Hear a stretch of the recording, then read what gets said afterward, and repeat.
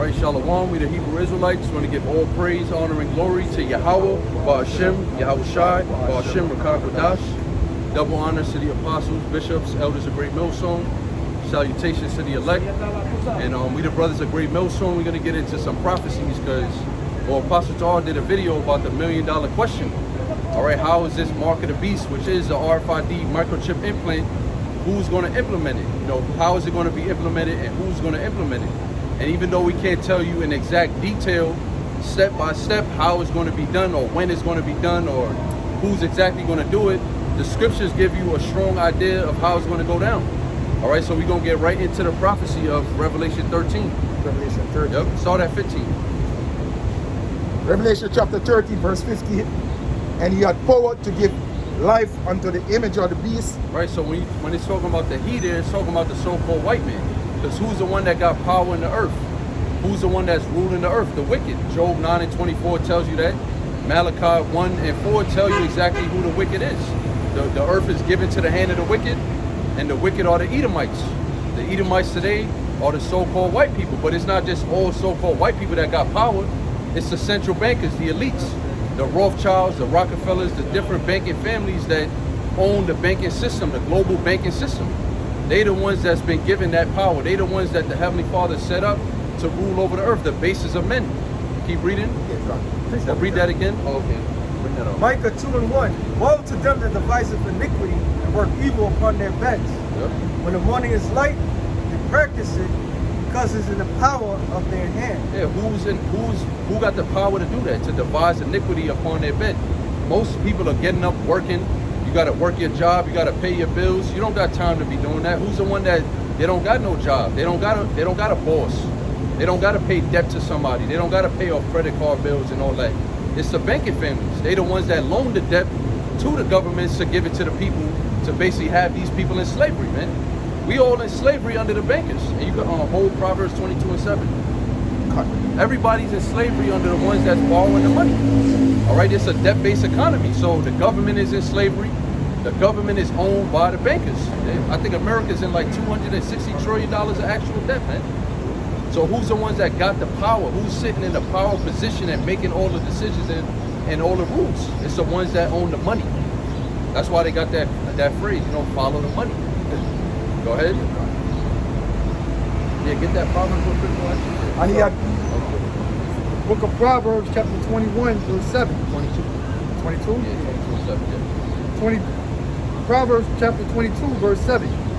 The rich ruleth over the poor, and the borrower is servant to the lender. There you go. The rich ruleth over the poor. It's not just talking about some rich Edomite, a rich so-called white man. It's talking about the bankers. Because Elon Musk is rich, but is he borrowing money? Is he loaning out? Is he loaning out money? Does he have a banking system where he's loaning money out with interest rates on it and debt upon it? No. Who's doing that? The Federal Reserve. Who owns the Federal Reserve?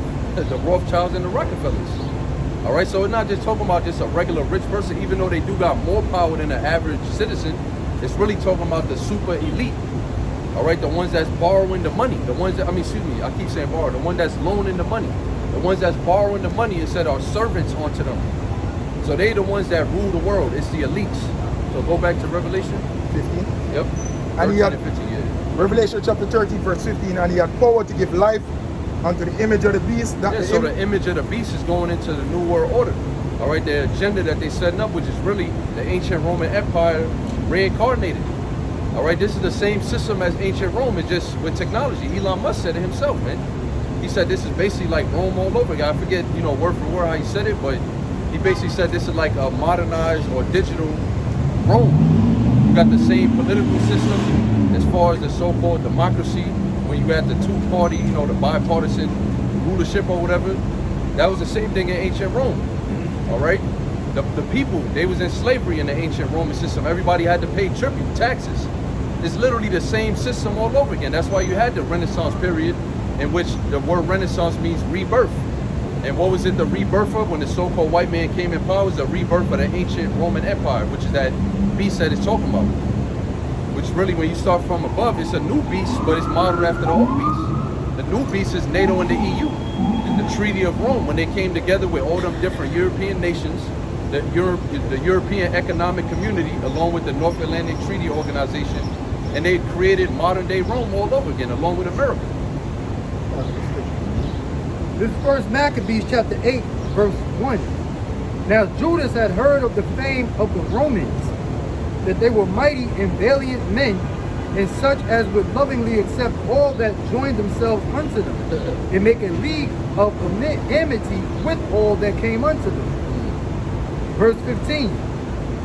Moreover, how they had made for themselves a senate house, wherein 320 men sat in council daily, consulting always for the people, to the end that they might be well ordered. There you go. That's right in the history of the Maccabees. They tell you how their political system worked, and that links up with Daniel, I think it's 7, when they tell you how that beast was diverse from all the other beasts. Because before, when you had ancient Babylon, you had a king. In Egypt, you had a pharaoh. In Assyria, you had the king of Assyria. It was always just one man that was ruling, and of course, you had a monarchy.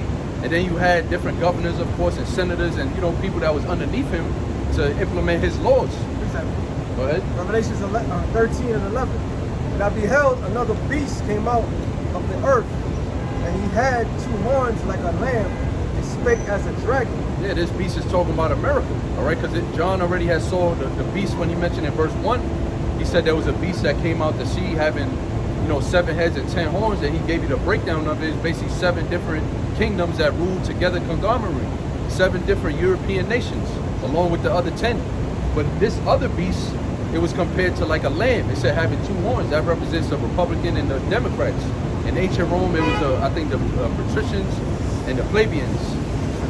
If I'm not, that was the ancient, and like what the elder just read about in the Maccabees, it showed you that it was a diverse beast. They had 320 men that all had power. They all had to come together and come up with a common solution for all their problems. Now, that's going to cause all type of situation, man. The Roman Empire basically imploded when you look at it. All the Caesars was killing each other, man. That's not a way to rule a kingdom. You got to have a designated ruler. All right, the king of Israel is Yahweh and Yahweh Shai. Then you got King David. There's an order and rank, of course, right? You got the 144,000. But all the orders come from the highest, which is from Yahweh, man.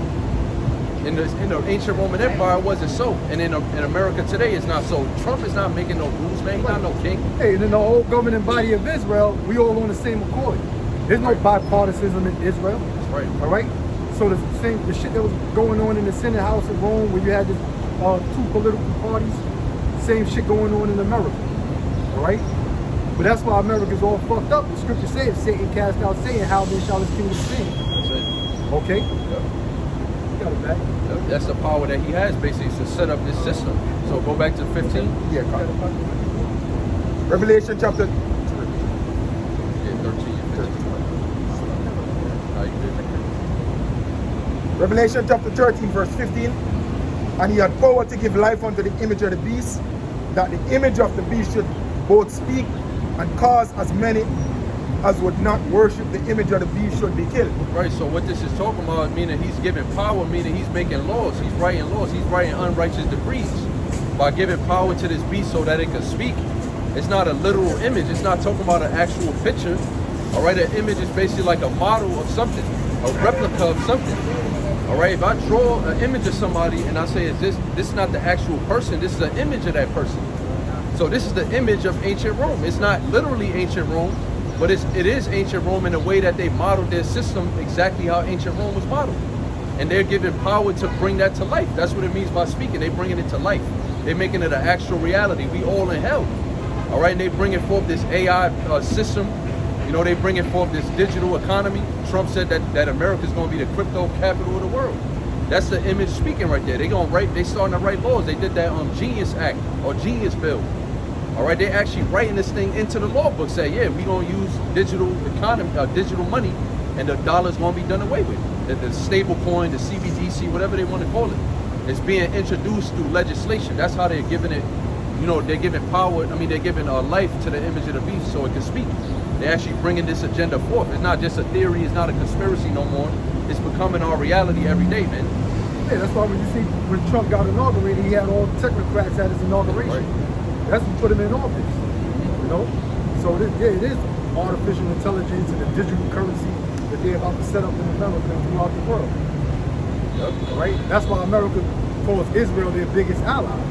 What is Israel all about? Technology, all right? You know, artificial intelligence, all that bullshit, man. You know? Ecclesiastes 1 and 9. The thing that has been, it is that which is shall be. And that which is done is that which shall be done. And there's no new thing under the sun. Yeah, so basically history repeats itself. Whatever was back then is now. You got all the spirits of all these different kings and Caesars and emperors, they all back. They all came back. All right, you go to these other nations, they got supreme leaders. These are all the kings of old. They came back in their lot being rulers over their people. But guess what? So did the Roman Empire. And all their tributaries, all the nations they had in tribute back then, they got them in tribute again today. They paying taxes. All these countries are paying taxes to the bankers, man. Came back means reincarnation. Right. All right? So you understand. Yep, which means coming back in the flesh. You know, reincarnation means back in the flesh. So So reincarnation is in the scriptures. Yep. All right? Reincarnation is in the Holy Bible. Yep. So that's why I'm saying that, you know, nothing is new. So whenever something happens, it's basically just history repeating. It's the same people back in the reincarnation again, and they doing the same things again. And that was it. It says, is there anything whereof it may be said, see, this is new? It hath been already of old time, which was before us. Yeah, so even when you deal with like the mark of the beast, I say there wasn't an RFID chip, but the concept of the charagma, which is the word mark in the Greek, when you read Revelation 13:16, the vision that John had, the ancient Romans had a branding system. They was branding their slaves. And that's all really the chip is, a digital brand. All right, them putting an actual tracking device on you that's claiming that you belong to them. That's why he said it like that. He couldn't say chip, he couldn't say RFID technology, artificial, and he couldn't say that because them things didn't exist. But guess what? The spirit was still there. Yeah, but they had a global currency at the time. You know? Just like when Yahweh Shah beat the money exchanges out of the temple. You know? Everybody was trying to exchange their money for what? The Roman currency. Yep.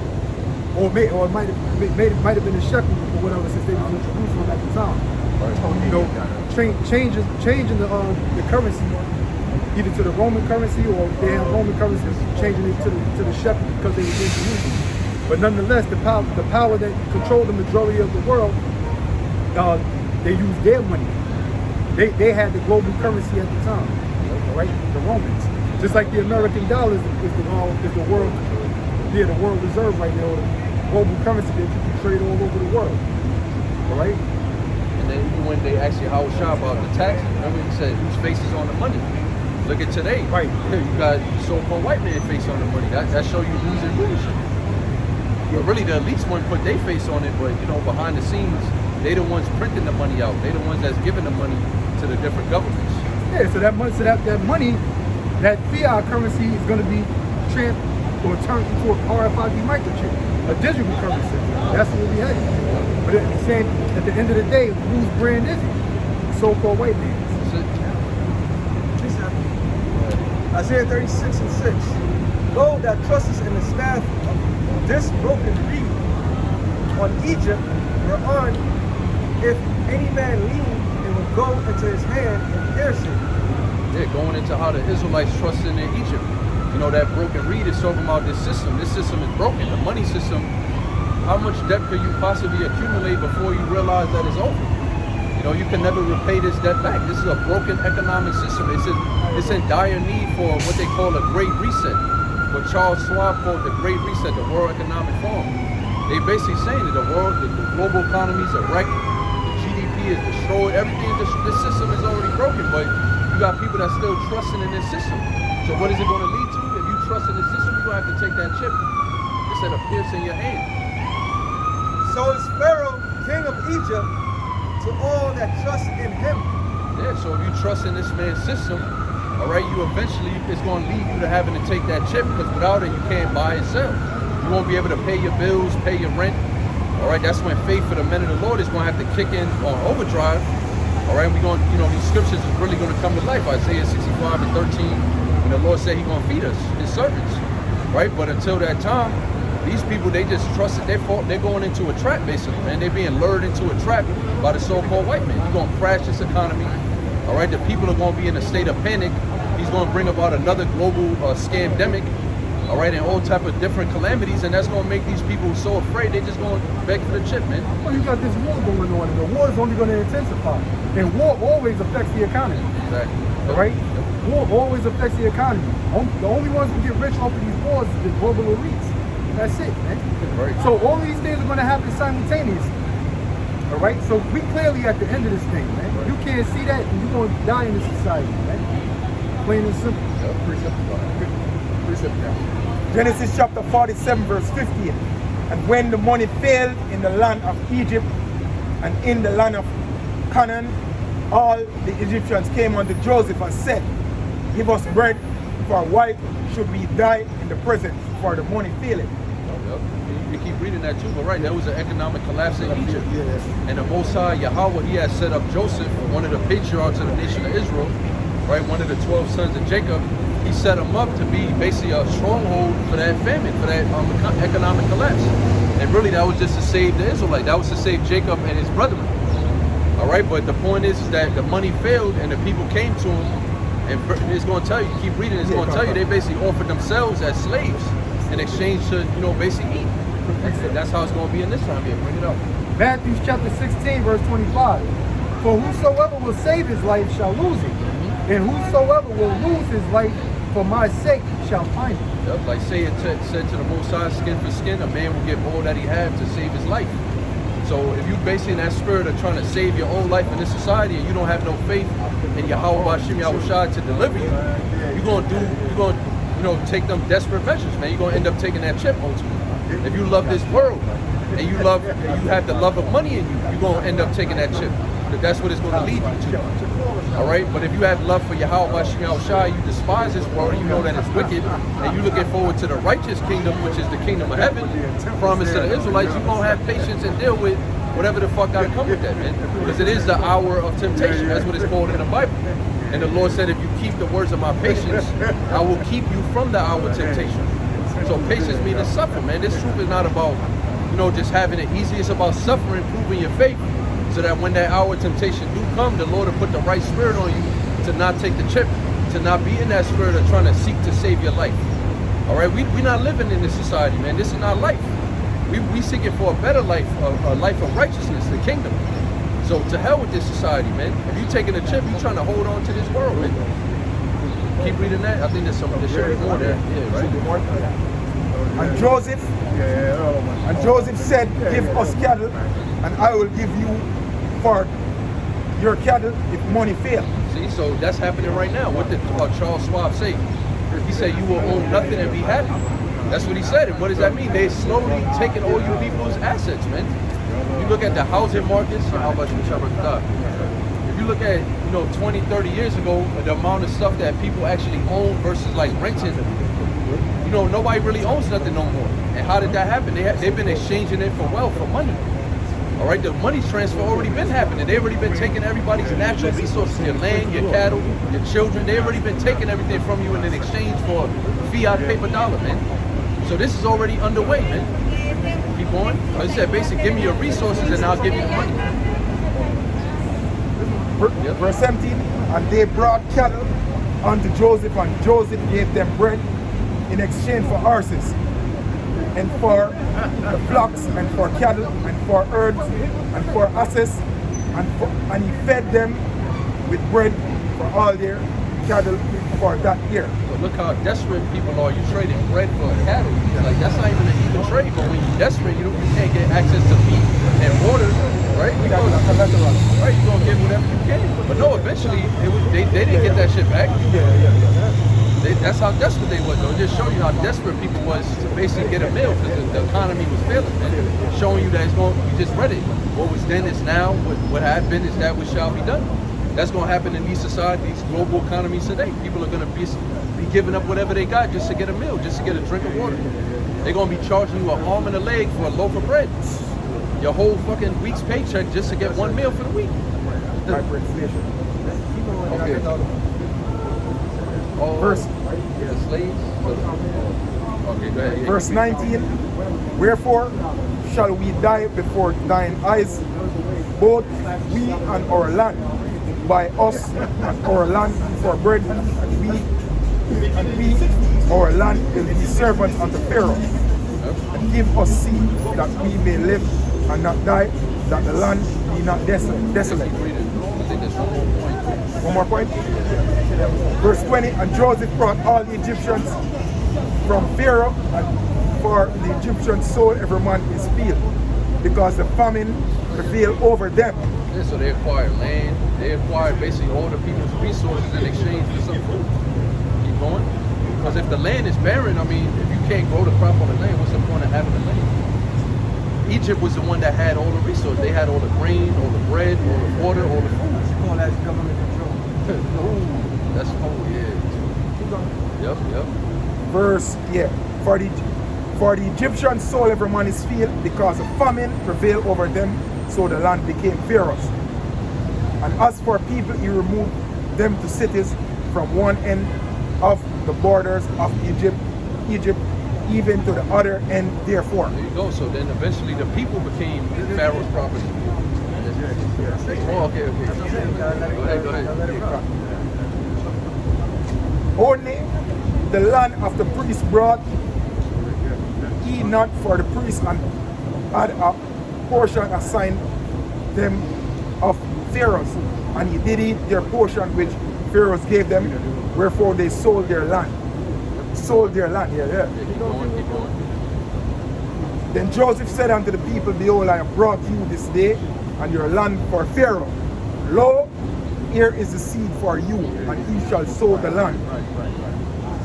He's giving them seeds so they can replant, to replenish. But go ahead. And it shall come to pass in the increase that ye shall give the fifth part unto Pharaoh, and 4 parts shall be your own for the seed of the field, and for your food, and for them your household. And if you modernize that, that could be like Monsanto, the so forth in the land. But keep going. And for your food, and for your food, your little ones. Keep going. And they said, thou hast saved our lives, let us find grace in the sight of my Lord, and we will be Pharaoh's servant. Go ahead, read it again. Read that part again. No, this one. Okay, so that's Verse 26, and Joseph made it a law over the land of Egypt unto this day, that Pharaoh should have the 5th part, except the land of the priests only, which became not Pharaoh's. And Israel dwelt in the land of Egypt, in the country of Goshen, and they had possession therein, and grew, and multiplied exceedingly. They say what they would give up for everything. Land and possession. And they say the other part? Yeah, the other part, yeah. Land and possession in 27. Because it's so finished like 2 more. Well, Verse 29. eventually they gave up themselves. right. So that was that's 27 and what? That was the end. That was the end, like 2 more verses. Okay. All right. Get this. Revelation 6 and 5. And when he had opened the 3rd seal, I heard the 3rd beast say, come and see. And behold, a gold black horse. And he that sat on him had a pair of balances in his hand. And I heard a voice in the midst of the 4 beasts, a measure of wheat a penny, and 3 measures of barley for a penny. So this is hyperinflation. So the horses is not literal horses. You got people that think the 4 horsemen of the apocalypse is like an actual grim reaper riding on the horses, representing different time periods and basically like events, catastrophic global events. So there's going to be a global economic collapse in which is going to lead to hyperinflation. It's going to lead to prices, when you break it down, y'all take a water. It's going to lead to prices basically getting so high that when you deal with that penny, when you go back to ancient Rome, you go into the Greek there, it's basically saying a day's day's labor, a day's wage labor. So meaning a man will work for a whole day, and what usually what gets you for 1 day, you could probably span it out for 1 week. But in this type of economy, you could only basically afford it a loaf of bread. You gotta work one whole day just to get a loaf of bread. So you can't possibly keep up with that. You're gonna have to ration your food, and eventually you're gonna die from starvation. Remember, there's going to be rioting, and the government seizing food at the same time. Yeah, get that in the pocket. Get second Ezra. You could finish your point too, Yeah, so it's not going to be only trading. People are going to kill each other for food. Yep. Get it? Yeah, get second Ezra 15. Second Ezra 15, yeah. It's in the prophet. Everything's in the prophecies, man. So, yeah, that's obvious. If it's an economic collapse, if it's a food shortage and a famine, you're going to have people that's going to get desperate and they're going to be hunting each other down for food. They're going to be raiding each other's houses for food. And the elites too. Yeah, the elites, right? They're going to basically, they're going to issue them executive orders. Because America has executive orders on the book that if there's some type of FEMA event or some type of emergency, they could basically claim the food, you know, your resources, your car. They can use your car if they need to use your car. They could use your home. They could kick you out of your home and use your home if they need it. All right, to give other people emergency services and stuff like that. They could close down roads, gridlock cities, man. You shall own nothing 2030 and be happy. Yep. Because like the brother said, hey, it's going to be trading. Yes, people are going to trade like cigarette, tobacco, alcohol, gold and silver. But a time going to come when everybody is going to kill each other for food and tech. It's not going to be no trade. No, it's strictly killing each other for food and eating each other. Right. That's going to happen. Yeah, because the government's going to basically have everything, just like Pharaoh Egypt, like we just read. He's going to have all the possessions while the people are just scrambling. Right? And eventually going to introduce a chip. That's what's going to be the solution for that. 16 and 15. 16 and 15, not 15. No, I'm select. 15 and 15 and 15. Yeah. 15 and 15. Yeah, verse 15. Or start at 14. 14. Second Ezra chapter 15, verse 14. Woe to the world and them that dwell therein. Verse 15, for the sword and their destruction draw nigh. Yeah, so this is a global thing. Woe to the world. It's not just going to happen in America. It's going to happen all over the planet Earth. Because the central bankers own the whole Earth. All right, they own the majority of the GDP of the Earth. They own the majority of companies. They own everything, man. They write the laws. They own the senators. They own the different politicians. They got everything in their pocket because they traded it in through fiat currencies, man. Through indebting all these nations with money. So they've acquired all these resources by trading it basically for money. Go ahead. Yeah, gosh. For the sword and their destruction draw nigh, and one people shall stand up to fight against another, and swords in their hand. Yeah, so that's when people are going to stand up and fight against one another, is when there's no more food. All right, when people can't go to the store and buy food, or when there's a shortage of goods and not everybody can get some. All right, it's going to be rationed out to those who they deem most important. You Jakes, you're not going to get none of that. They're going to be giving it out to these so-called white people first and these heathens before they give it out to you. And then what's going to happen when the Jake can't eat? He's going to become like a hungry lion. He's going to start hunting. They're going to gather swords in their hands with modern day gun, all right, and actual whatever they can get, whatever could be a weapon in that time, whatever somebody can weaponize and use, they're going to use it. You're going to have people taking their cars and driving it in through the supermarket, trying to break down through the supermarket, man. When they can't get no, people are going to really bug out, man. Go ahead. People are bug out now because on the land of Benjamin, they're fighting for KFC now, man. Look at that, bro. Yeah, they must fight for KFC, the whole island. They got a promotion deal, and Jake, a beat security guard for a piece of chicken.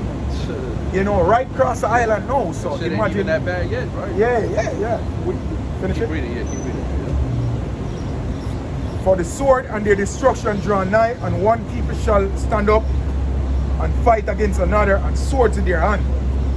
For there shall be sedition among men, and invading one another. Yeah, you're gonna have sedition among men. Sedition is basically inciting violence against the government. So you're gonna have people that know, like, look, the government got all the food. They just took everybody food through executive order. They gridlocking the city. They locking everything down again. Even during the 2019 event, you had a portion of people that, even though majority of people was lost and they was in a delusion, they thought it was actually real. You had a portion of people that knew that was bullshit. All right, you had people that was stocking up food and water, basically doomsday prepping. So the people that's doomsday prepping, they know something that the average person don't know. And guess what? When the average person don't got no food and water, they're gonna be looking for the ones that was doomsday prepping and stocking up on food and water. They're gonna be looking to find those people, man.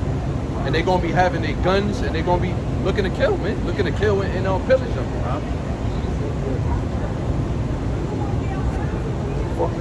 Verse 16, for there shall be sedition among men, and invading one another. They shall not regard their kings nor princes, and the course of their action shall stand in their power. Right, so people are gonna take power into their own hands, all right? That's not even really talking about protests, because yeah, you got the protests, but when they got these different protests, you got the agent provocateurs that be mainly turning it up and making it violent. This is talking about a real situation in which there's no food and water in society, man, where all is lawless, you know, it's anarchy. There's no more police station, no more 911, and people gotta basically handle business on their own. They gotta protect them and their families on their own. All right, there's no government agencies to help them out. All right, there's no 911, there's no FEMA, what is it, a federal emergency management agency to come help you. They're gonna take actions into their own hands, go ahead.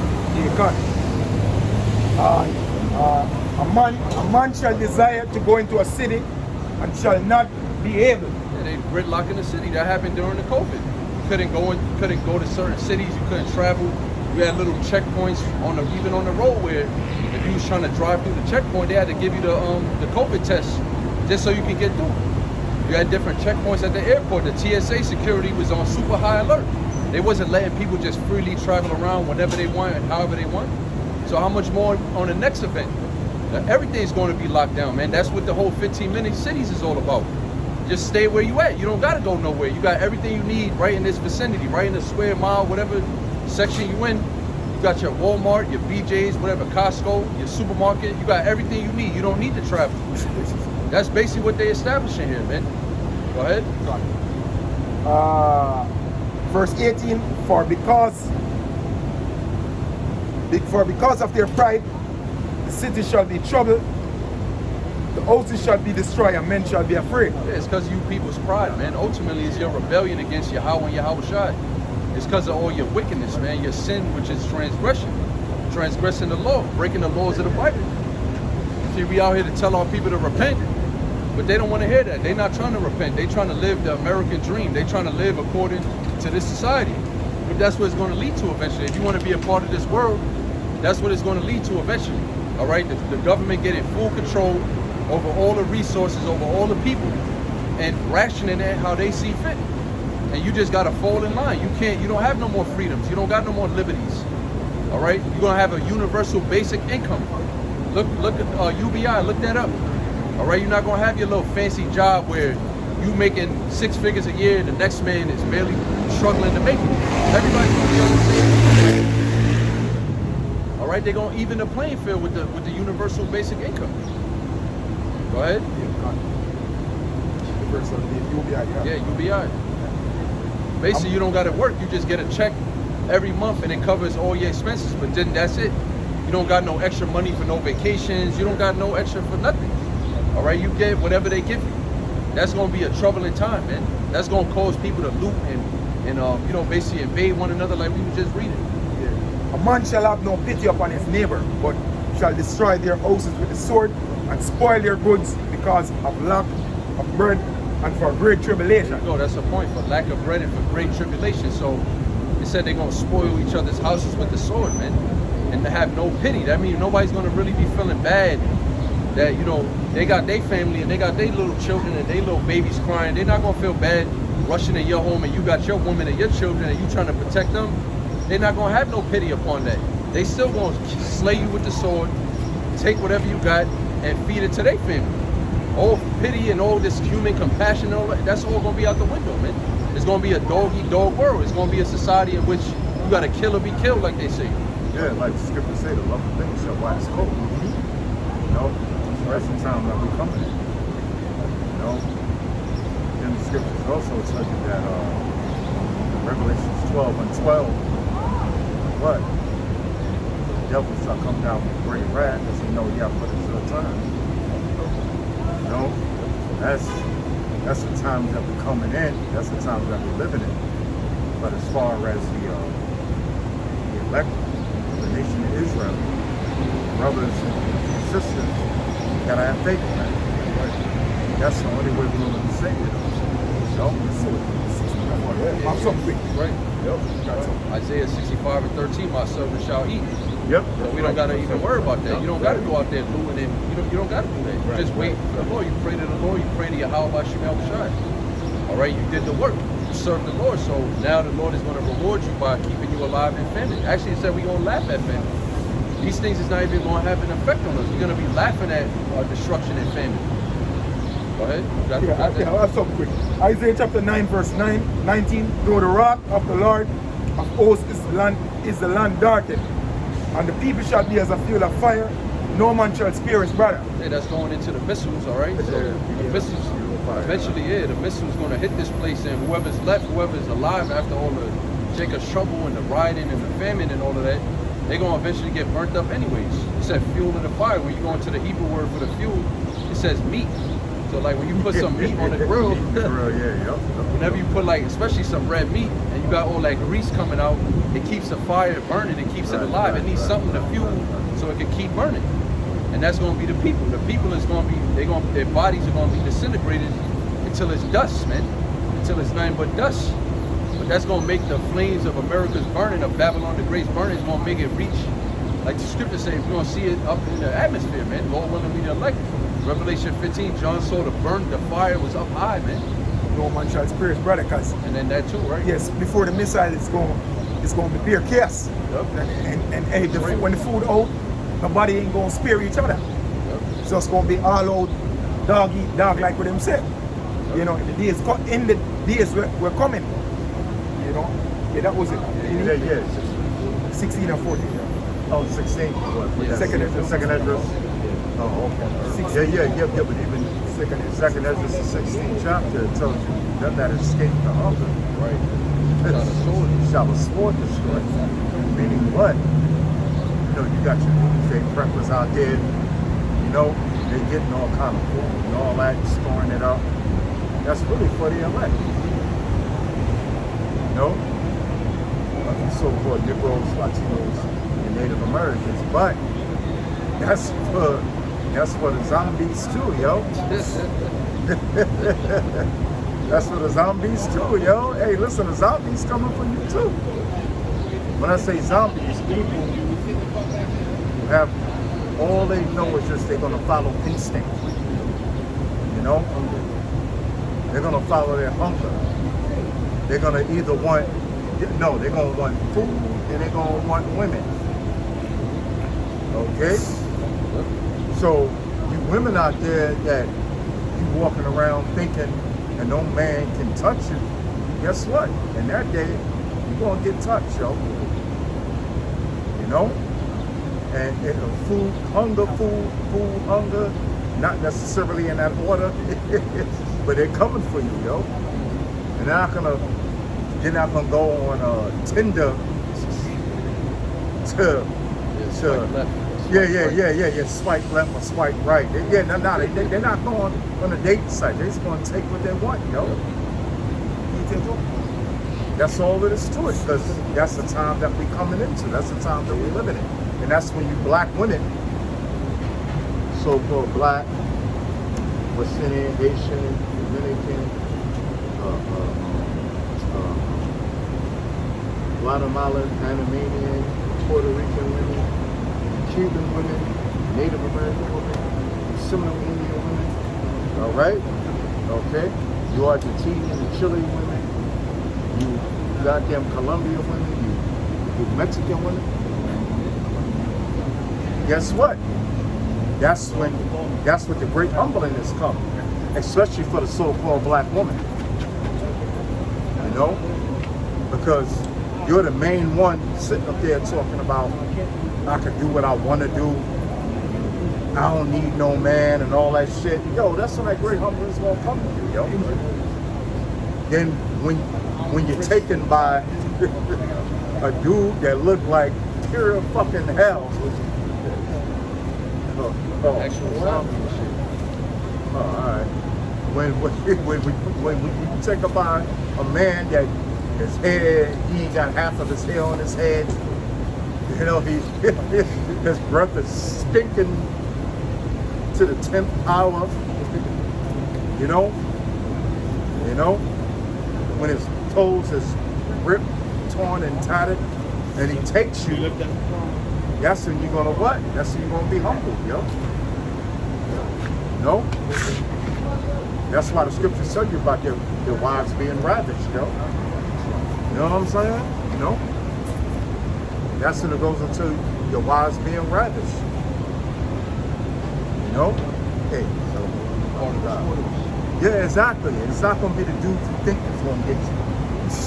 It's not gonna be the fly guy, you know, the ladies man. It's gonna be dudes looking like pure fucking hell, man. Not a shirtless fireman.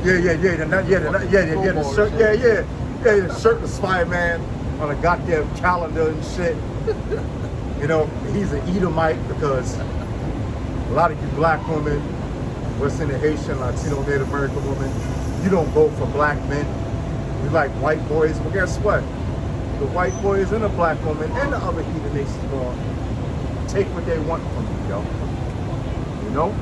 Just to humble your fucking ass. All right? Go ahead, bro. It's 16? Yeah, 40. We quoted the family part, right? Yeah, the family. Yeah. Fun. I think like, just start at 18. Go to 18. Don't Skip down. Virgin, yeah. Virgin. You want this one?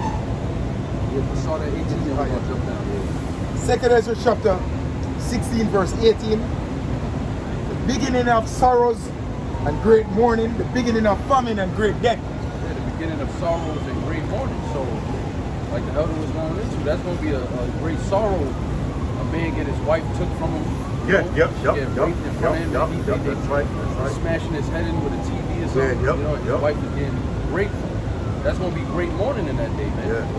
Your children crying, they dying from famine. The scriptures tell you this is a day like never was. The time of Jacob's trouble. It's going to be filled with all types of sorrow, man. Yeah. And it said for what? For pride, the city shall be troubled. And many great miseries shall come upon them that dwell in the latter time and will roughly paraphrase. Yeah, that's second Ezra, the 8th chapter and the 50th verse. You know? So this is the judgment of Yahweh Bahashim Yahweh that's going to come down upon the earth, man. You know? All right? There's going to be great famine. It's going to be plagues, which is what? Which is these damn diseases. Now we know in the book of Psalms when it's talking about the plagues, it's talking about the nuclear missiles, but it's going to be these diseases that's going to be out here too. All the medicines and all the drugs that people got to take, that's going to be done away with, man. Unless you don't take that RFID chip, All right. Now, the tribe of Manasseh, which are the Cubans, now they feeling this thing now. Because they believed in the so-called white man. You know the song, I will go down the throne. Why? Because you believed in a so-called fucking white man. You believe in this image right here. The image of the so-called white man, Jesus Christ, yo. So now you're seeing that just because you're lighter skinned or you look near so-called white, doesn't mean that the so-called white man don't see you as a so-called Cuban, yo. You thought you was down when you saw it. Okay? But the scripture's saying that what? That what? Devil shall come down with great wrath because they know we have but a short time. That means all the 12 tribes. Now now the word that made that video, I would vote for Donald Trump being singing. Now they deported her husband, man. Oh wow. You know what I'm saying? And it's not for the so-called black man or black woman to make fun of him, because all hell is going to come upon all the 12 tribes of Israel. Because the so-called white man has perpetual hatred for the nation of Israel, which are the so-called Negroes, Latinos, and Native Americans, man. Okay? But it goes to show you, like the scriptures say too, never trust your enemy. You know? Never trust your enemy. And you 2/3 of you so-called Negroes, Latinos, and Americans, you forgot who your enemy was. Okay? All right? You think, oh, let me just join in with the so-called white man and he'll accept me. He'll never accept you. He's always going to be against you, man. Okay? Because he knows who you are. You don't know who you are. But here it is, you got the prophets of the Lord out here teaching you who you are, the 12 tribes of Israel, but you refuse to listen. So now you're going to have to feel it, man. Okay? Now you're going to have to deal with the judgment of Yahweh Bahashem Yahweh Shai for not taking heed to the prophets of the Lord. Psalms 119 and verse 95. It says, the wicked have waited for me to destroy me, but I will consider thy testimonies. Yeah, brother, break it down. Right, so, you know, like you mentioned, you know, you got the Northern Kingdom, or any Israelite for that matter, that may be, you know, lighter skinned. All right, they thinking that, you know, they don't want to have relations with the so-called Negro. Right. Like you said, the so-called white man. All right, he looks at us all as the same. Right. Yeah. Yep, right. Yep. And you know, that's all tactics to divide and conquer. Yeah, divide and conquer. Yeah. You know, we see that divisions amongst the tribes. We have seen it. We still see it to this day, right? You know, like for example, you know, they had the protests in New York City, you know, last week, and they was making a big deal about so-called black people not being there. Yeah, making a big deal out of it. You know, but then again, on the other side, the so-called black people, they like, well, you know, it ain't got nothing to do with me, because I'm a citizen. So, you know, that's that division.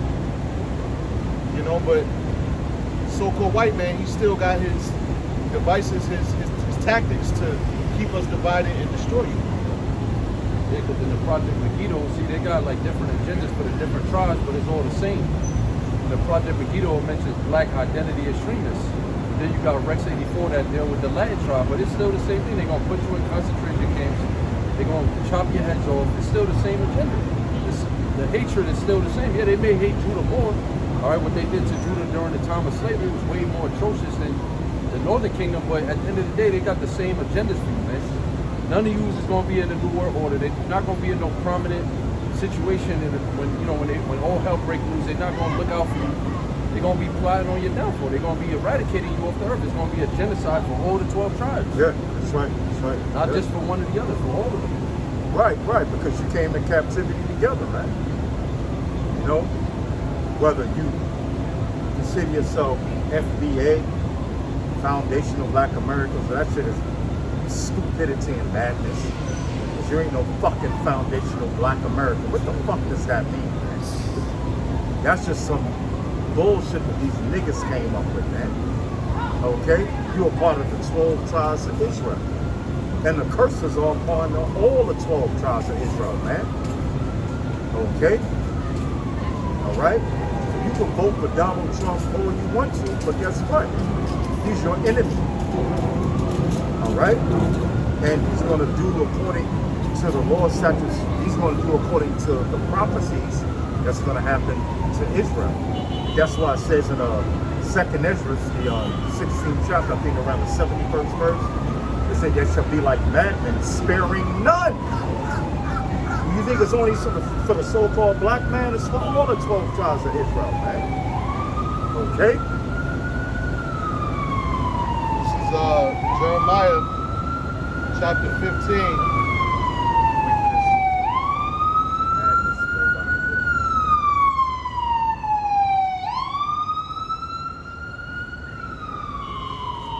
Jeremiah chapter 15. I'll start at verse 5.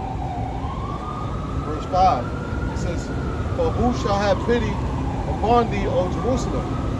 Or who shall bemoan thee? Or who shall go aside to ask how thou doest? Thou hast forsaken me saith the Lord. Thou art going backward. Yeah, you going backwards. Now who gonna kill you? Who gonna bemoan you, 12 tribes of Israel, man? Okay? You going backwards, man. You left what Yahweh Bahashim Yahweh Shai commanded you to do, man. Which is what? Do his will, following the law, statutes, commandments, and righteousness, man. You know? Hey, ain't nobody out here for you. Okay? It said Ephraim is like a cake unturned. So what you look damn near white. But when it was so-called white man or white woman look at you, they know you ain't a so-called white man, man. And they're gonna treat you just like the blackest so-called Negro, Latino, Native American on the face of the earth, yo. In Mexico, you got the Mexicans hating on the Oaxacan Mexicans because they dark skinned, man. That's how bugged out the 12 tribes is, man. All right? So ain't nobody gonna bemoan you. Ain't nobody gonna feel sorry for you. Why? Because you're being punished by Yahweh Bahashim Yahweh Shai for breaking his covenant, breaking the law, statutes, and commandments, man. Right. It says, Thou hast forsaken me, saith the Lord. Thou art gone backward. Therefore will I stretch out my hand against thee and destroy thee. I am weary with repentance. Exactly. One side ain't taking your bullshit no more. Okay? You can't premeditate a sin and then go, yeah, well, if I'm gonna do this sin and I'm gonna do a sacrifice. No. It don't work that way, man. It gotta be, and now it has to be in your heart now. It's not physical no more. Get out. Precept, Isaiah chapter 11 verse 13. The envy also of Ephraim shall depart, and the adversary of Judah shall be cut off. Ephraim shall not envy Judah, and Judah shall not envy Ephraim. Break it down, bro. Yeah, so it's not only Ephraim and Judah. Judah, you have some niggers, when they start making a little money, them look down upon the Mexican and the Ephraim, the Latin tribe, man, and also the Latin tribe with says both. But the Lord said Ephraim shall not envy Judah, and Judah shall not envy Ephraim, and he's going to bind that in the days we are come, and he's going to bend them as a bow, man. Get that. Yeah. Guys are preaching show. So bring the tabernacle of David. And that goes right with it. That's happening to the truth. It's not like all people are just getting along just because they're getting along. It's really by the word of Yahweh, the brother just coming into the truth. Right. That's how that's really being fulfilled. But then when the rest of the nation sees us together, it's going to put in their mind, they seeing the 12 tribes sign, they seeing us at the king. You know, it's going to put that vibration on them, especially during the time of Jacob's trouble. You're going to have to come together. Well, Jake they're going to see that they got a common enemy when the so-called white man reveals his horns. That's all the 12 tribes. You know, when the so-called white man reveals his horns, and you niggas' backs is against the wall, y'all ain't gonna be left with no choice but to fucking fight the so-called white man. And that's it, man. You know, all that aiming guns at each other and trying to kill each other in different gangs and all that kind of shit. Y'all gonna have to fucking be on the same team to go against this devil, because this devil gonna bring it to both of y'all. Alright? Now, the majority of you niggas ain't gonna make it because you're part of the 2/3, but nonetheless, the Lord say He is gonna put a spirit on you to fight against your enemy. Right? Amos chapter 9, verse 11. In that day will I raise up the tabernacle of David that is fallen. Yeah, the house of David. So David's going to be our king. Okay? And his house of David is the elect men of the Lord, man. Okay? Because the elect men of Yahweh Bahashim Yahweh Shai is the tabernacle of David. The house, the house of David. David going to be rose back up again, man. He's going going to sit on the throne, ruling over all the 12 tribes of Israel, right under Yahweh Shai. Okay? Go ahead. And close up the breaches thereof. Yeah, close up the breaches there. I mean, he's going to stop that division between the southern kingdom and the northern kingdom. Okay? That's why the brother read the scripture earlier, you know, about Judah and Ephraim. He's going to close it up. He's going to make us one all together. That's why we're coming in the truth now, man. You got all the 12 tribes coming in this truth, man. Okay? All right? So he's going to close the breaches thereof up. Okay? And we ain't going to be divided no more as a nation. Okay? Because it's about the elect 12 tribes of Israel. It ain't about no fucking division, man. All right? Reading on, it says, and I will raise up his ruins, and I will build it as the days of old, that they may possess the remnant of Edom. Yeah, meaning we're going to get Edom's so-called white man's land. That's what that represents. Okay? They shall possess the remnant of Edom. He's going to get his land, man. Judah going to get his land. Judah going to get the so-called white man's land. Edom is who? The so-called fucking white man. And the word Edom means what? In the Hebrew, Adawam, which means red, man. Okay? So we're going to take your land. Just like you took the land of North American Indians, you took the land of Israel, we're going to take your land, Esau. All right? Over there in Israel, man. You took the land of Israel, you're going to take your land, Esau. And you're going to have to work that land. For who? For the nation of Israel, man. For so-called black, Latino, Hispanics, and Native Americans, man. All right? It says, and all the heathen which are called by my name, saith the Lord that doeth this. This is Ezekiel 37 and 21. And say unto them, thus saith the Lord Yahweh, behold, I will take the children of Israel from among the heathen, whether they be gone, and will gather them on every side, and bring them into their own land. Yeah, well, let's talk about the Israelite foreigners too. So we can't forget about the Israelite foreigners, though. You know, you got Israelite foreigners that look like the heathen nations, man. Straight up. No, you got, nah, man. This dude look like a Chinese guy. This dude look like an Arab. Yo, man. Okay. It's the Most High scattered us to the four corners of the earth. Acts the 2nd chapter. Okay. So the Most High going to deliver the elect from all the heathen nations where he scattered them. Right? And I will make them one nation in the land upon the mountains of Israel. Yeah, so the Most High Yahweh Shai gonna bring us back into our own land again. We gonna have a land again, man. Isaiah 14 and 1. There's many scriptures on it. We're gonna have a land to call our own. You know? It's not gonna be it's not gonna be Brooklyn. It ain't gonna be Harlem. You know, niggas repping their state and shit. You know what I'm saying? Nah, son. Watts, Compton, no, Bompton and Crump. You know what I'm saying? Ain't gonna be none of that bullshit no more. We're literally gonna have our own land to call our own. Okay? But the reason why we was kicked out of the land because of our wickedness.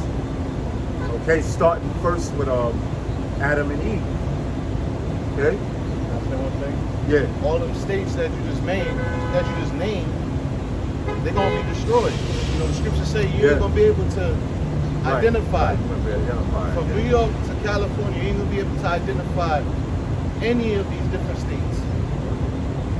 You know, you ain't gonna be able to identify, you know, these artifacts. It's gonna all be destroyed, man. These monuments. Yeah. It's gonna all be destroyed, man. That's right. Yep. There ain't gonna be no more lines or no more states that you could, you know what I'm saying? You know? okay, I'm in Florida, I'm in Detroit, I'm in Wisconsin. You know what I'm saying? I'm in New York. Garden State. Yeah, the Garden State. Yeah. You know what I'm saying? You know, Newark. You know. It says, and one king shall be king to them all, and they shall be no more two nations, neither shall they be divided into two kingdoms anymore at all. There you go. Bring the 12 tribes together, yo. Okay. So we coming back together. Whether you Cubans, whether you Cubans like it or not, whether you Mexicans like it or not, whether you FBAs like it or not. Okay? You're gonna be one nation. Ain't gonna be no more two nations. There ain't gonna be a north, there ain't gonna be a southern kingdom. It's not gonna be a northern kingdom no more, man. Okay, we all gonna be the nation of Israel.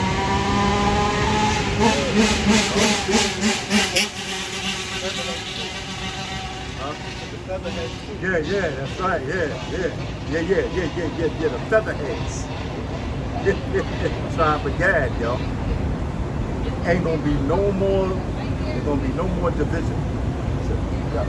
Obadiah chapter 1 verse 18. And the house of Jacob shall be a fire, and the house of Joseph a flame, and the house of Esau for stubble.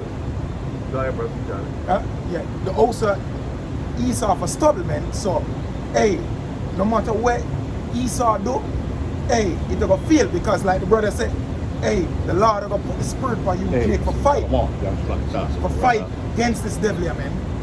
And Hey, well, this is going into the extinction of the so-called white man of the nation of Edom. No? Read that again. yeah, really, yeah. And the house of Jacob, and the house of Jacob shall be a fire, and the house of Joseph a flame. And, The two kingdoms, right? Judah represents the southern kingdom, Joseph represents the northern kingdom. All right? So the two kingdoms coming together to be one kingdom, which is the nation of Israel, they're going to get together, right? When the Lord establishes a new kingdom here on earth, which is the kingdom of heaven, okay? They're going to be like a flame and a fire. So who? You know? and they shall kindle in them and devour them. And there shall not Read it where it says Esau will be a stubble. Esau be a conqueror. And the house of Esau for a stubble, and they shall kindle in them and devour them, and there shall not be any remaining of the house of Esau, for the Lord hath spoken it. That's right. So the 12 tribes are going to be gathered together in the kingdom of heaven, and they're going to exterminate the so-called white man. By way of what? Fire. Burning them. After you enslave them for 1,000 years. Our people are going to gather all so-called white people from all over the face of the earth, and they're going to exterminate them by way of fire. All right? There was a little bit more on that. The point that I wanted. That was going into Elder Gad said that pointed out that we can possess their land. Yeah, God. Verse 19. Verse 19. And they of the south shall possess the mount of Esau. They're the south. Who's the southern kingdom? The tribe of Judah. All right? Or the kingdom of Judah, which is Judah, Benjamin, and Levi. All right? They're going to possess the land of Edom. You know, when you look on the Bible Atlas, modern day Jordan is where the land of Edom used to be at. All right? Which is right next to the southern kingdom. It's right next to the land of Judah. So basically the Lord is going to expand the land of Judah. That's all. Because all Esau is going to be eliminated, man. Or exterminated. You know, even though, shit, Esau ain't going to have no fucking land anyway, man. You know? They ain't going to have no land anyway. Because when we got them enslaved, they're going to be living in pits, man. All right? You're going to have the so-called white man living in pits. Those are going to be the modern day, those are going to be the ghettos of the time. Yeah, Tupac said he wondered if heaven got a ghetto. All right? Hey, you go with the fucking land, wherever the Edomites dwell at, is going to be a ghetto in the kingdom of heaven, man. That's some goddamn pits that the Edomites going to be confined to. That's the ghettos in heaven, man. Worms, they dwell underground. You said pits. Yeah. Right. Living like a worm. Yep. Yeah, that's right, man. It tells you that in Isaiah the 24th chapter. It goes into that. All right? Matter of fact, somebody get that. I'm finished off this. Yeah, finish that. I mean, you stated the point, but go ahead, read it again. And they shall possess the field of Ephraim, and the fields of Samaria and Benjamin shall possess Gilead. That's right, man. So, like the elder was saying, we're gonna have our own land, man. Okay? No more killing each other over this hood and that hood that ain't yours. That the so-called white man proclaimed as his own. All right? You representing the west side, we representing the east side, and y'all fucking going to war. Okay? All right? So we're gonna have our own land. There ain't gonna be no more valleys among the nation of Israel. Jerusalem means city of peace, so you can understand. All right? Psalm 133 and 1 says, behold, how good and how pleasant it is for brethren to dwell together in unity. Yeah, that's the kingdom, man. You know? That's the kingdom. Hey, when brothers is together back here, this the most peace you get in this fucking hell, man. All right? This is the most peace that you get in this goddamn hell, man. You know? Brother's got a woman at home. She's supposed to be of some comfort to you. But the scriptures tell you that bitch is like living with a goddamn dragon, man. You know, so you don't get no peace at home. Then you gotta work for this goddamn devil, man. All right? Then if you around your goddamn family, you know how niggas be, how niggas act, right? Family reunions, cookouts, and all that shit. The drunk uncle starting some shit, right? There's always some kind of chaos, man. All right?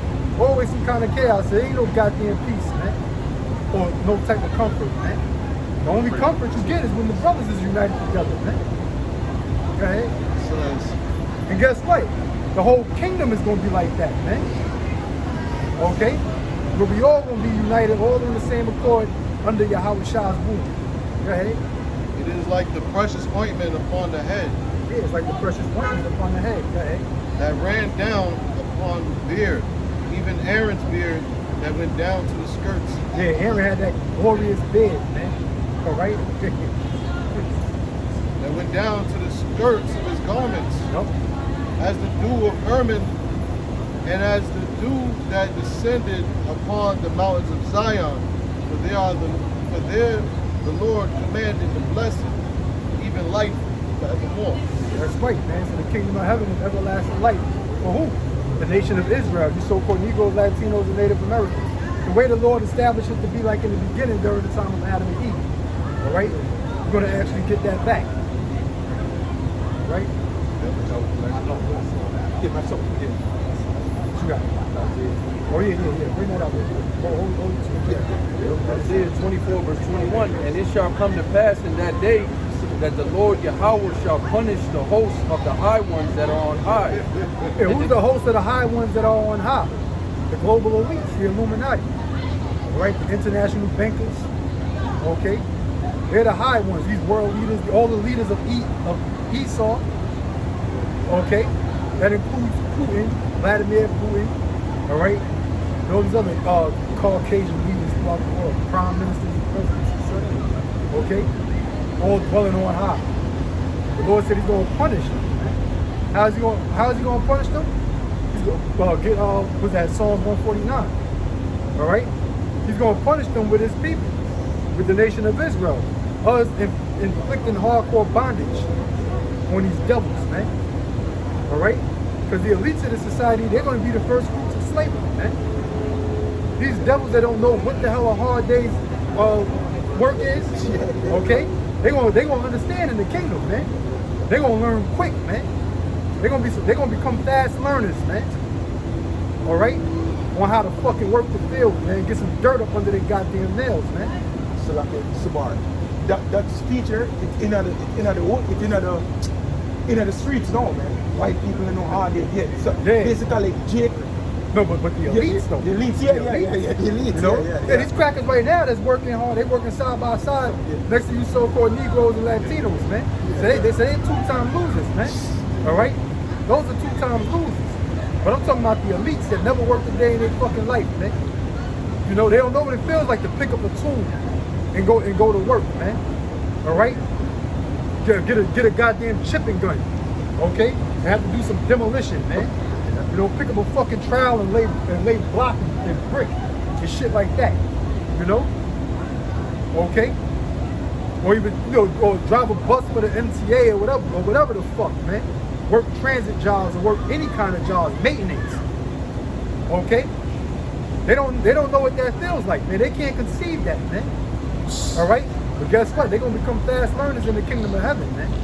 Because that's all they're gonna do. We're gonna work them all fucking day, man. All right? Yeah, and all night. And the only day they're gonna have off is the Sabbath, man. That's it. One day to recoup. All right? It ain't gonna be no 2-day weekends and, you know, a high holy day falls on this. It's gonna be a 3-day weekend. Ain't gonna be none of that shit, man. All right? You devils gonna get 1 day off, man. That's the Sabbath. Y'all gonna use that day to heal from the fucking lashes that we gonna be putting on your goddamn back all throughout the week. All right? Read that again. It says, and it shall come to pass in that day that the Lord shall punish the hosts of the high ones that are on high. Yeah, punish the hosts of the high ones that are on high. Talking about the global elites, okay? And the kings of the earth upon the earth. Yeah, talking about the world leaders of Esau. Go ahead. And they shall be gathered together as prisoners are gathered in the pit. They shall be gathered together as prisoners are gathered together in the pit. So the Edomites are going to be living in pits, man, in the kingdom of heaven. So, you know, what Tupac knows now, because he's with the Heavenly Father, you know?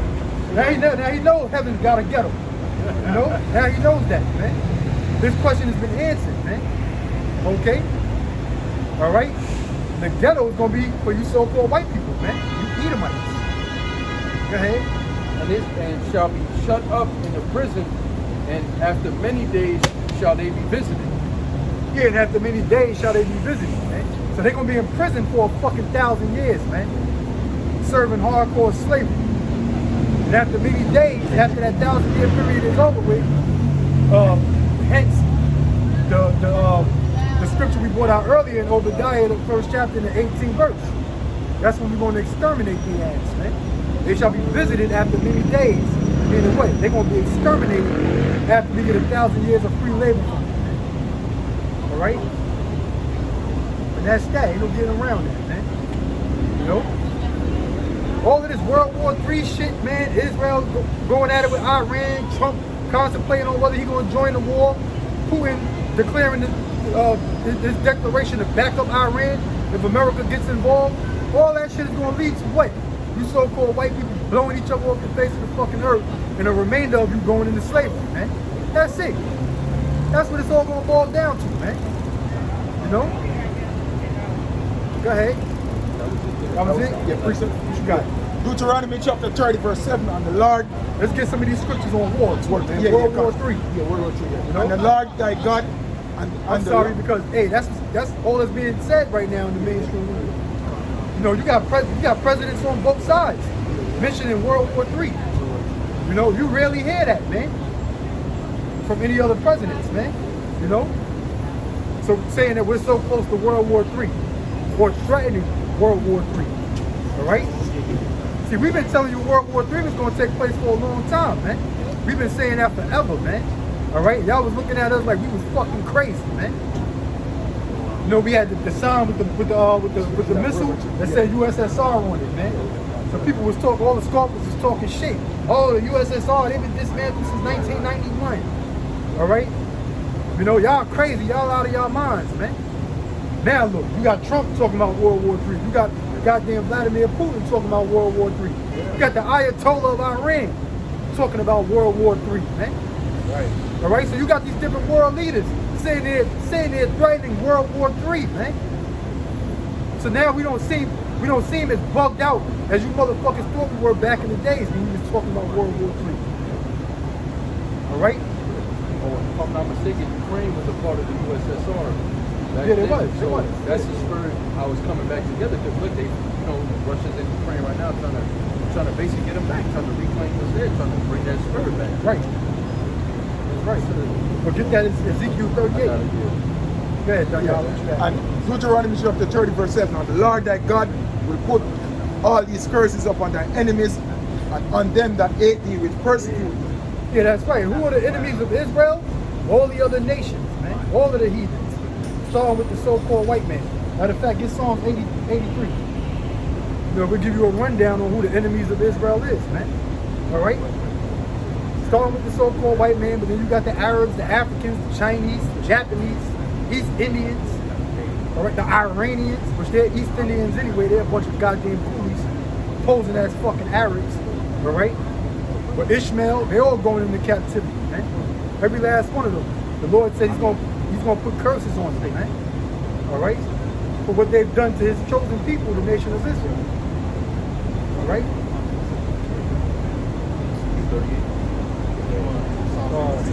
Kick it off with World War II. Psalms 83. There's more than that? No. You say you want World War III scripture? Yeah, hold that real Yeah. quick. Let's get Psalm. Psalms 83 and 1. Keep not thou silence, O power. Hold not thy peace, and be now still, O power. Yeah, that's right, man. We've been praying. We've been begging the Lord to hurry up and take this devil down, man. All throughout slavery, man. But now that we've woken up to who we are through the spirit of Yahweh Ba'ashem Yahushua, the Lord is not keeping silent, man. Now the Lord got his servants out here rebuking this wicked ass society, man. All right? Okay? And prophesying condemnation to America and to the so-called white man. So the Lord ain't keeping silent no more, man. The prophecies are being brought out through the spirit. Go ahead.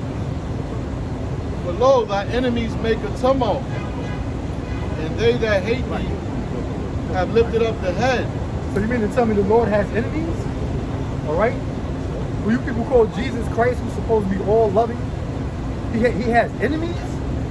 All right? Who are the enemies of the Lord, man? So-called white man and the other nations.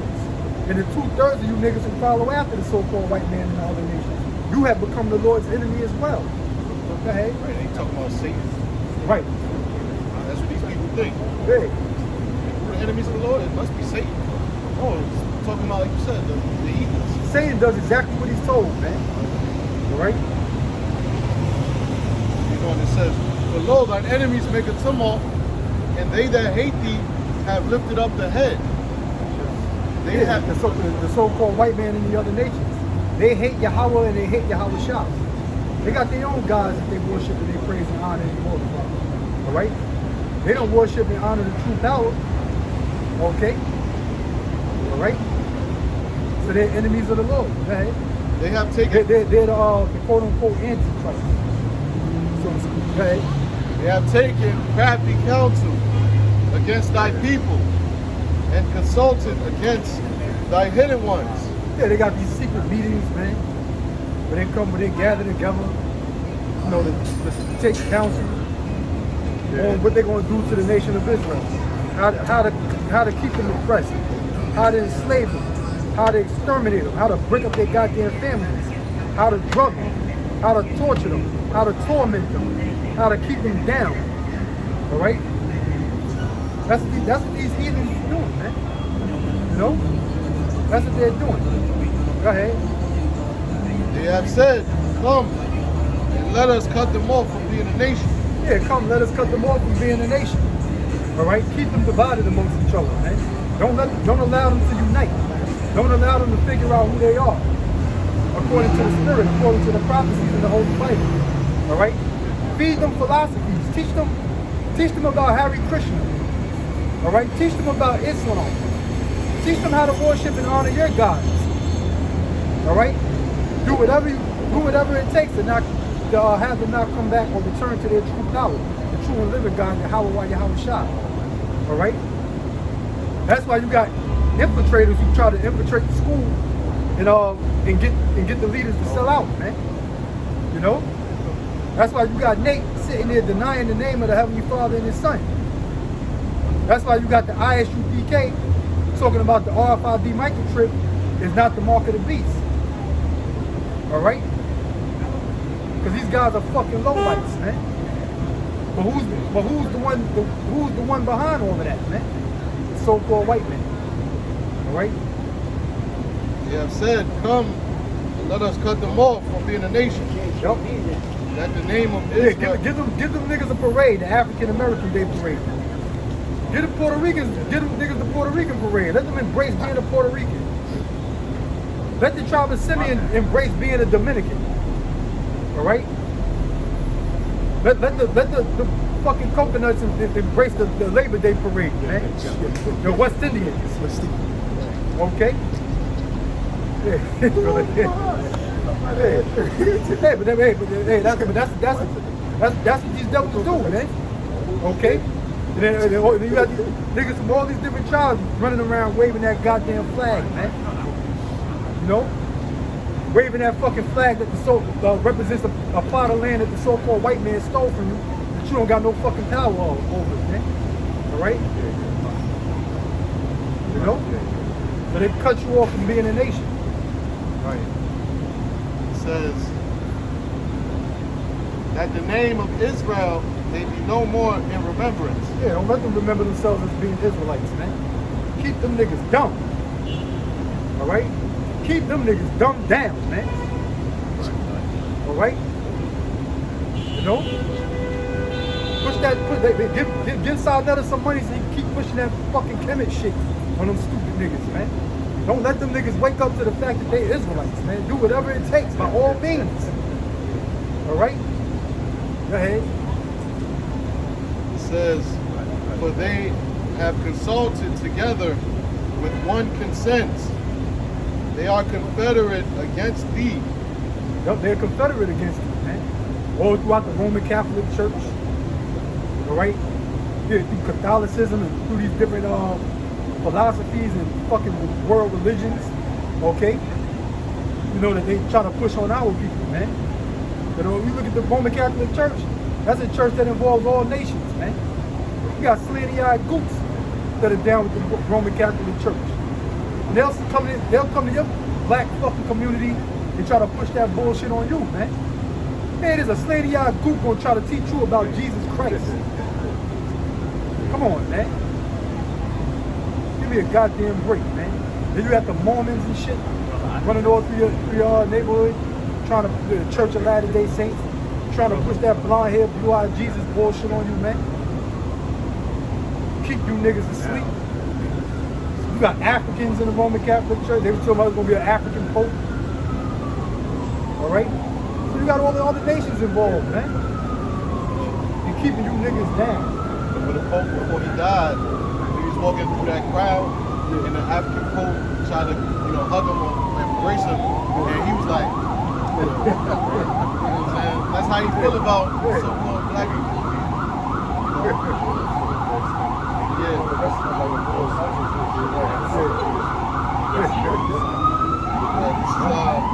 It says,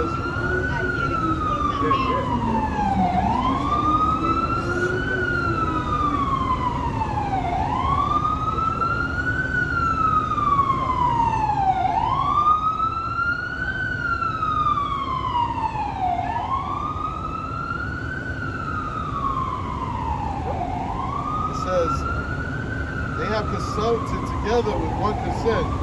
They are confederate against thee. The tabernacles of Edom and the Ishmaelites. Really, the tabernacles of Edom, that's the so-called white man. The so-called white man, you Caucasians are Edomites. Which the word Edom is the Hebrew word Adawam, which means red. Because you so-called white people are not white, you're actually red. Right? They call Donald Trump the orange man. Okay? But you devils are red. Right? And Ishmael represents you Arabs, man. Even you Arabs today, y'all know that y'all are Ishmaelites, man. Y'all know that y'all descended from Ishmael. That ain't no fucking myth. You know? Yeah, you got these, see, everybody waking up to the fact, well, I'll say a lot of people are waking up to the fact, I ain't gonna say everybody, to the fact that the Lord is not a so-called white man, all right? So now in Hollywood, in these Hollywood depictions of the Lord, they try to put a fucking Arab as being the Lord, you know? They try to put it here because you got the Arabs out there in the Middle East. Well, the Arabs say they come from the sons of Ishmael. So how in the hell can an Arab play the role of Yahweh Shah? Okay? When the Arabs, they know that they come from Ishmael. They know that the false prophet Muhammad was an Ishmaelite. All right? So the Arabs ain't shit, man. The Arabs, they conspired with the so-called white man to kick you niggas down, man. Go ahead. Said of Moab and the Hagarenes. Yeah, Moab, which is the Chinese. All right? You fucking goops. That's why they all in your neighborhood with them Chinese restaurants, them little Chinese takeouts, feeding you nothing but poison, man. All right? Yeah, a goddamn carton of fucking poison, MSG noodles, and some goddamn chopped up fried fucking rat. And you niggas love it, man. Goddamn box of cholesterol for some slanty-eyed goops that's keeping you niggas down. But they conspired with the so-called white man. All right? That's why you chinks, all you chinks are going into slavery, man. Jackie Chan, all of you, man. Jet Li, all of you fucking goops are going into captivity, man. All right? President Chi Pong out there in China, Rocket Boy in North Korea, they're all going into captivity, man. Go ahead.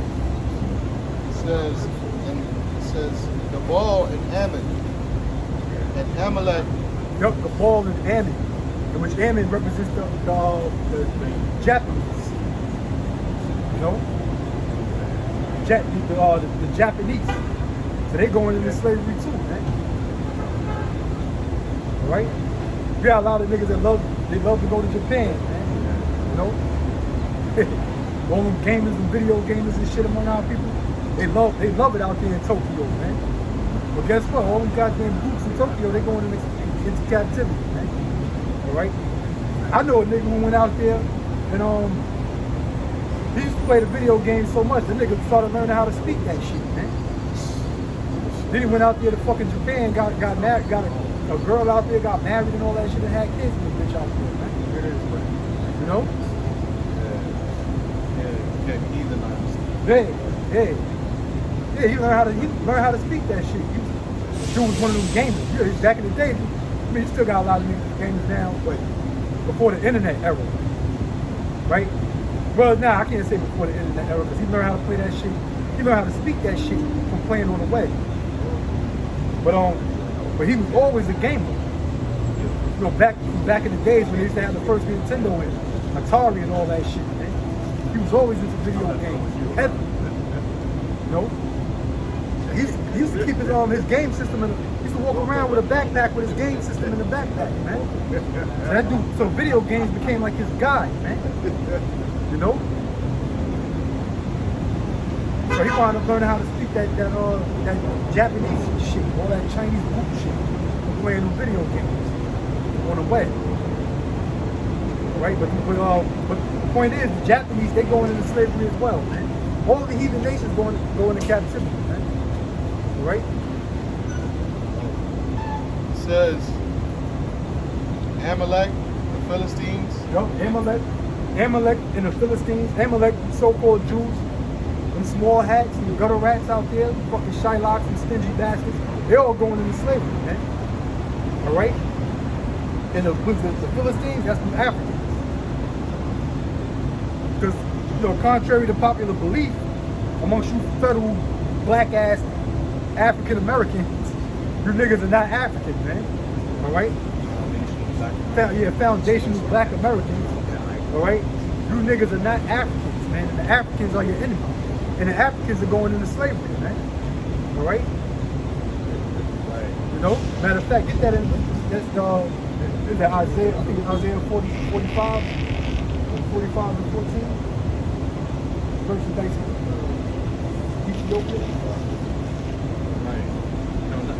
And I excluding the Jakes that are in West Africa. You do have Jakes that are in West Africa. Yeah, you got Jakes in West Africa. Those are Israelites, man. All right? Those are Israelites. Jakes like the Nigerians and niggas from Ghana, Sierra Leone and all of that. Them guys are Israelites, man. For the most part. You know? Still got some Hamites sprinkled among the niggas. That's why the Lord's gonna come back with the angels to separate all that bullshit, man. You know? But I'm talking about the fucking rockhead, dead spirited, black, fucking crusty feet Africans, man. Alright? Okay? Y'all going into slavery, man. You Cushites out there in Ethiopia, right? Yeah, matter of fact, get It's Isaiah 45 and 14. the one in Exodus. Thus saith the Lord, the labor of Egypt and merchandise of Ethiopia and of the Sabians, men of stature, shall come over unto thee, and they shall be thine. That's right. So we're gonna put the Africans in slavery, man. The Africans are gonna go into slavery. The labor of Egypt, right? Read that again. Yep, it says the labor of Egypt and the merchandise of Ethiopia and the Yeah, Sabians. those are all the sons of Ham. Okay? The Egyptians, all right, the Ethiopians, the Sabians. Those are all the sons of Ham. Those are the Africans. Them tall Watusi niggas out there in Sudan, all right? They're going into captivity, man. They're going into slavery. Them ugly black purple niggas in the Congo, all right? In the fucking rainforest out there, the pygmies and all of them, they all going into captivity, man. All right? You niggas are not Africans, man. You're gonna enslave the Africans. The white man told a fucking lie when he said that you so-called blacks in America are Africans. Because they know that you're not the Africans. Because the so-called white man in the Zondervan Bible dictionary, which was written by some so-called Jews, they particularly broke down who the sons of Ham are. All right? And they said not the Negroes. Okay? So the sons of Ham excludes the Negroes. You black Americans, man. Why? Because your black ass is not an African, man. All right? Have you? I don't know if you guys seen a recent video of these Hamites that live in Africa, like in the forest and all that shit. Yo, them dudes be eating fucking like monkeys and shit. Like they'll eat anything. Yeah. Man. Anything that they can hunt and catch, they're gonna eat it. Yup. Those are heathens, man. They fucking heathens. All right? So you niggas need to wake up to the fact that you're not African, man. Yup.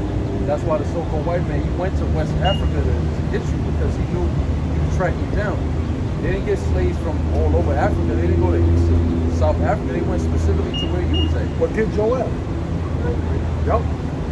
And then, they used to help other Hamites to do that. So that show you right there. It's not the descendants of the Sudanese that was brought into slavery in America. They know exactly, you could trace it back. Oh, you came from West Africa. But you're not African though. You're just there running from persecution.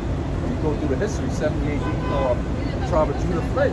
It's all through the history, and the history is in the scriptures. So it says, you want to read that first? Yeah, finish that. Yep, it says, shall come over unto thee, and they shall be thine. They shall come after thee in chains. They shall come over, and they shall fall down onto thee. That's right, man. So we're going to possess the Africans as our slaves in the kingdom of heaven, man. All right? So all that pumping your fist for Africa, back in the 80s, niggas used to wear the medallions, the big African medallions and all that shit, trying to embrace Africa. You got this stupid nigga, Dr. Umar, talking this African bullshit. Sa Nutta and them guys pumping that African comedic nonsense, that pan-Africanism, all right? Okay? You're gonna have to understand the brutal reality that you niggas are not Africans, man. Why would you want to be an African in the first place, man? As vile as they are, man. Okay? Mondo Magic. Yeah, Mondo Magic, all right? Okay? I mean, we can get into all the details about how fucking nasty and disgusting and abominable the goddamn Africans are, man. So you niggas like to claim Africa, but you niggas don't want to do the things that Africans do. All right? Okay? I don't see you niggas putting big fucking plates in your lips, man. All right? I don't see you niggas doing no shit like that, man. Okay? You know how the black woman is when it comes out here. I don't see her putting that red clay, fucking, the red clay shit locks in her head, man. You know? The goddamn Africans be doing. Let me see a woman circumcise her clitoris, man. Yeah. If you black bitches want to claim Africa so bad, man, right? And you black men want to claim Africa so bad, then circumcise your woman's clit. Listen, Right? That's what they yeah. that's what they do in Africa. The black woman ain't circumcising a goddamn thing.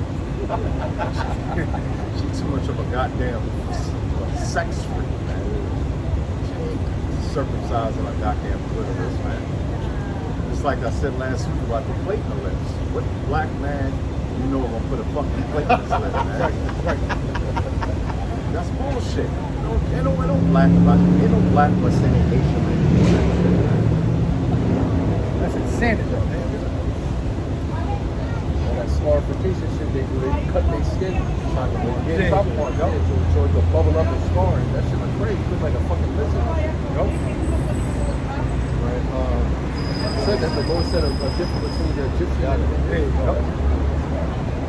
Exodus 11, verse 7. It says, but against any of the children of Israel shall not a dog move his tongue. Yeah, he just can't talk shit about the children of Israel. Meaning what? They can't curse us. They can't put curses on the children of Israel. Alright? Okay?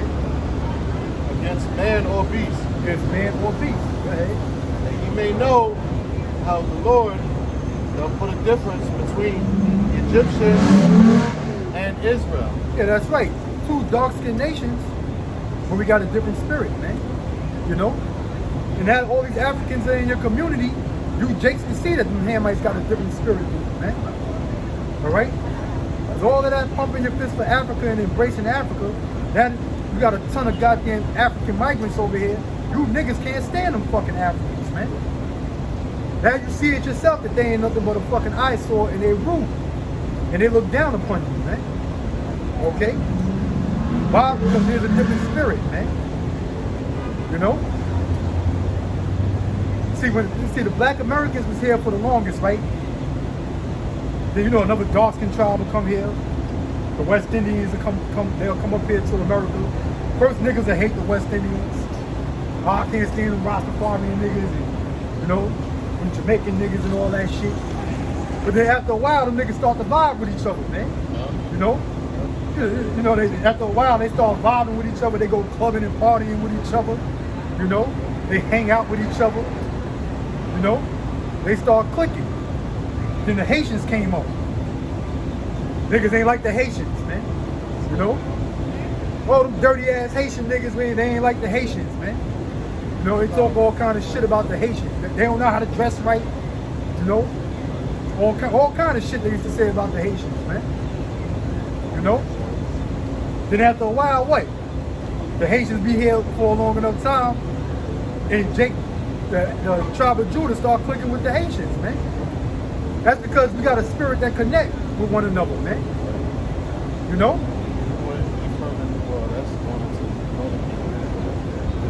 Yeah. Northern Kingdom. Right. Same thing. Same thing. But them fucking Africans come over here, man. You niggas y'all cannot click with them goddamn Africans, man.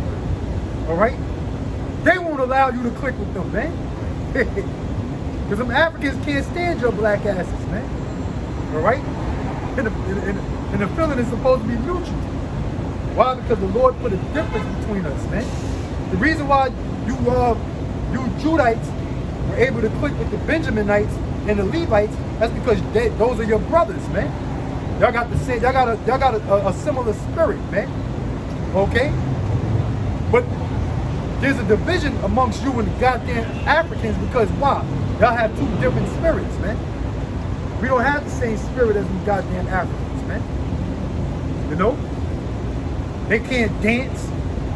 All right? I mean, they can dance.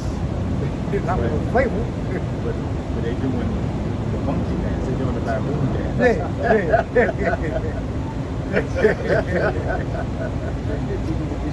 Right. Exactly, right? Yeah.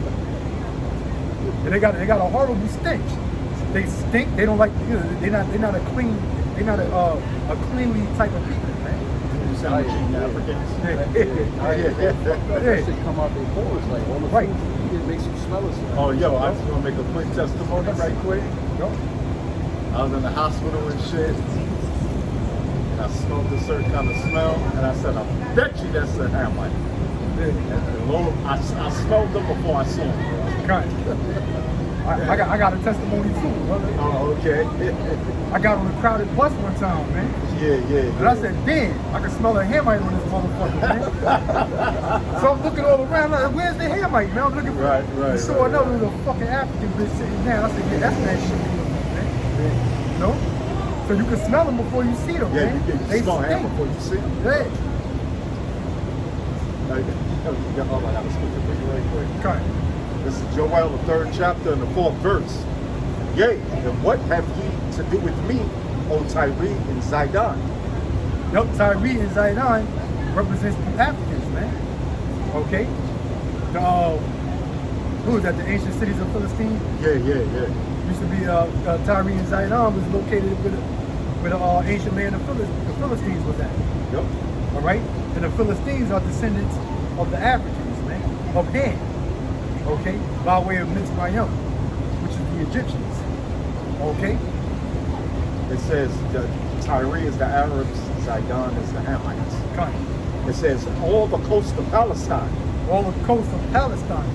All right? So you got them Arabs calling themselves the Palestinians today. Yeah. Yep. When the Palestinians really go back to the Philistines. Right. That's where the word Palestine comes from the word Philistine, which goes back to the Africans. But now you got them goddamn Arabs out there, man, like in Gaza. Like the Gaza Strip that's being bombed by the small hats.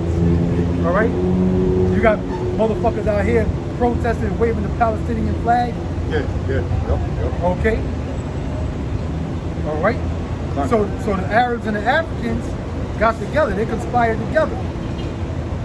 Okay? To do what? Read on. It says, will ye render me a recompense? Will he render me a recompense? Okay? Meaning what? Pay back the Lord. How you gonna pay the Lord back? All right? After you done enslaved his people, you partook in the downfall of his people and enslaved them and sold them off to the so-called white man. All right? It says, and if ye recompense me swiftly and speedily, will I return your recompense upon your own head. Yeah, that's right. So the Lord is going to judge you goddamn Africans and you Arabs, man, for what you've done to his people, for enslaving his people. Yep, that's right. All right? So the Arabs, they're not exempt from judgment either, man. All that assalamu alaikum, yo, what's up, my nigga, you want to chop cheese and all that bullshit. All right? You Arabs are going into captivity as well, man. You ain't our brother. We ain't friends with you goddamn Arabs, man. You know? Because you got some simple jail nigga been locked up for 25 years, and all he did was read the fucking Quran and came back and embracing Islam. He go to a goddamn corner store, all right, to get a halal fucking heroin or a fucking gyro from you goddamn Arabs. All of a sudden now we supposed to be brothers. Nah, it don't work like that, man. It don't work like that. Arabs are going into captivity, going to enslave you Arabs, all right? You Arabs, you actually used to castrate. Jake. Yep. Used to castrate Jake. Castrate for the harem. Right. To look over your harem. Yeah, look over your harem. Yep. Your harem.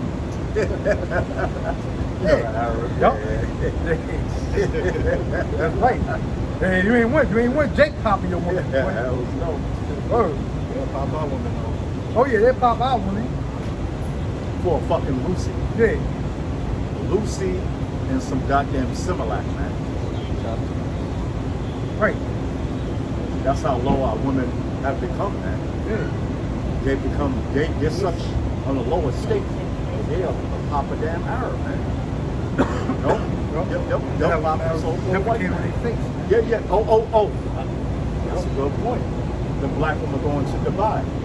Now, right, the IG money. Now, it was rumored they was doing that, right? But you had actually one black woman actually say that, yeah, she went and, you know what I'm saying, the Arabs should have done it, man. You know? For what? I think for like 20 grand or something like that, you know? I've seen So, like, yeah, no. I seen one where the chick, the dude kept upping it, like once he was okay with getting beat on, then he was like, oh, how about boots? It was like a whole DM that the Right, girl right. Okay, exposed. right. And once he accepted that, then he said, "Oh, I got a friend named something." He talking about the fucking camel. He's Right, like, "How yeah. about if he cheats on you? I give you a Lambo." It's in Dubai, them rich ass Right, money. right. They the ones that be doing that shit. But you know, but you know, once she gets a little bit fucking washed up, age, you know. Huh? Yeah. Some nigga that's gonna, some simple-minded nigga, gonna spend a fortune on a fucking rock and get on bended knee. Yeah, yep. All right, and ask for her hand in marriage. Okay. You know, it says, and if you recompense me swiftly and speedily, will I return your recompense upon your own head. That's right. So you goddamn Arabs are going into captivity. And right. you Africans, y'all gonna be judged, man. Okay? Y'all going into slavery, man. Y'all going into slavery. Ain't no getting around it, man. It says, because ye have taken my silver and my gold. Yup. Yeah, y'all stole, y'all robbed the Lord's people, man. Yeah. You know? Yeah, plus they took our riches, man. You know? You got them, like you see, the mosques over in wherever, Iraq, wherever the fuck. You know what I'm saying? Morocco. Yeah, Morocco. And again, and they got the gold roofs. Hell, yo, man, they get out there from Israel, yo. Right. Hey, because even before when we had it, when we was in our land, in Israel, hey, we done migrated into Africa, man. We had all those lands, Morocco. Yeah. Land, the land of the Moors, which we talking about the Israelites, tribe of Judah, Benjamin, Levi. We had all those parts of North Africa that the Arabs had today. Yeah. You know, we set up kingdoms out there, man.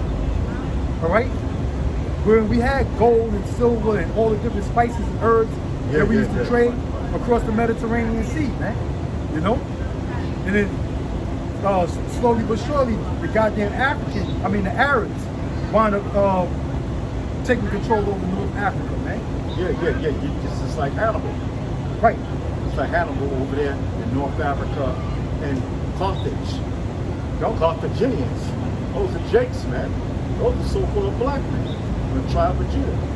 You know? It says, because, Mali. Yeah, Mali. You know what I'm saying? You know? Mansa Musa. Yeah, Mansa Musa. Yup. It says, because ye have taken my silver and my gold and have carried it into your temples, my goodly pleasant things. Yeah, so when they took us down, even when we was established in Africa, they fucking took everything, man. Yeah. They took all the gold, the silver, all right, all the precious gemstones, everything that we had, man. Golden vessels. Yeah. All right. So they basically robbed us, man. Yeah, basically, yeah. It Because when we was in Africa, we was doing all right. We was pretty much doing all right, man. We had kingdoms set up out there, man. yeah, that's right. You know? I think that book from Babylon and Timbuktu, they spoke about that, how sophisticated it was. We had medicine, we had all types of doctors and all types of infrastructure. We was way more advanced than all the other nations of the world at that time. Right. It says, 6th verse, it says, the children of Judah and the children of Jerusalem. Yeah, the children of Judah and the children of Jerusalem, right? Southern kingdom. Judah, Benjamin, Levi. Go ahead. It says, have ye sold unto the Grecians? Yeah, have you captured and sold unto the Grecians, which is the so-called white man. All right? Which is the so-called white man. So the Africans and the Arabs had a part in the enslavement of the kingdom of Judah. Okay, you so-called Negroes, West Indians, and Haitians. All right? The Arabs and the Africans had a part in your enslavement. Yeah, that's right. Because the so-called white man, he didn't come into the interiors of Africa, hunting you jakes down and bringing you back to the ships. They already have forts set up on the goddamn beaches, all right, of the west coast of Africa. With you jakes locked up in the ports, the ship you to the so-called white man to bring you to the other side of the world. All right? That's why it's called the transatlantic slave trade. Okay? It was a give and take type of thing, man. That you might remove them far from their border. That you might remove them far from their border. All right? Now border is talking about Israel. Okay? Our border is talking about Israel. Which Israel, the land of Israel is in the eastern hemisphere. Yeah. All right? Back in the east, we were removed far from that border when we came over here to this side of the world, in the western hemisphere, in the Americas. All right? So you other nations, man, you got a lot to pay for, man. You got a lot to pay for. Nope. Behold, I will raise them out of the place whither ye have sold them. Yeah, that's talking about America. All right? And the Lord is doing that, man. Because now you got 12 tribes of Israel, the elect, the ones who are supposed to wake up, they're waking up, man. Yeah. They're being risen, man. All right? They're not in that fucking dead state anymore, man. You know, embracing these different bywords, the names of these different bywords that the so-called white man put on us. You know, and have woken up to the fact that they're Israelites, calling themselves by the name of their forefathers from whatever tribe that they come from. And then ultimately, in a physical aspect, the Lord is going to raise us up from out of this country when He delivers us into the chariots, man. All right? Read on. It says, and will return your recompense upon your own head, and I will sell your sons and your daughters into the hand of the children of Judah. Yeah, that's right, man. All right, so the so-called white man, they're gonna go into captivity. Revelations 13. You know? Yeah, the so-called white man gotta go into slavery. These devils know that, man. You know? These devils know that. That's why they all about trying to keep you oppressed, man. All that shit, I marched for black, for civil rights, Martin Luther King, and all of that shit. These devils know it. These devils know that they're not equal, that we're not equal to them. All right? You know, they got what do you call that? White guilt? Yeah, they got white guilt, but white supremacy. Yeah, white supremacy, right. So they'll sit there and march civil rights, you know. They'll protest against ICE, what ICE is doing, and this, that, and the third, to the Latin tribes and such. Okay? But then when behind closed doors at home, the only thing that's being taught is white supremacy, man. Yeah. You know, we gotta look. We gotta help. We gotta abolish slavery. We gotta help out. These poor oppressed Negroes. They can't do nothing for themselves. We gotta, we gotta march with them and fight for their rights. Okay. So it's all bullshit. In all reality, they believe that they're superior to you, man. Yeah, that's right. Okay. They believe that they're superior to you. They don't look at you as a fucking equal, man. And they're not supposed to look at you as an equal. So you stupid niggas need to stop trying to be equal to the so-called white man.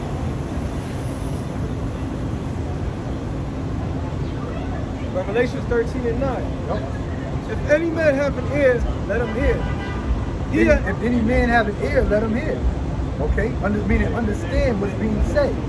Go ahead. He that leadeth into captivity shall go into captivity. Yeah, he that leadeth into captivity shall go into captivity. Now that's self-explanatory, man. All right? And we read scriptures about how the so-called white man, the Africans and the Arabs led our people into captivity, man. All had a part in the enslavement of the so-called blacks, Latinos, and North American Indians, which make up the 12 tribes of the nation of Israel. All right? So he that leadeth into captivity shall go into captivity. So the so-called white man is going to go into captivity right along with the perks that helped take Israel down, man. Which is the Africans and the Arabs and other nations. So they all. So we gonna have a lot of slaves in the kingdom of heaven, man.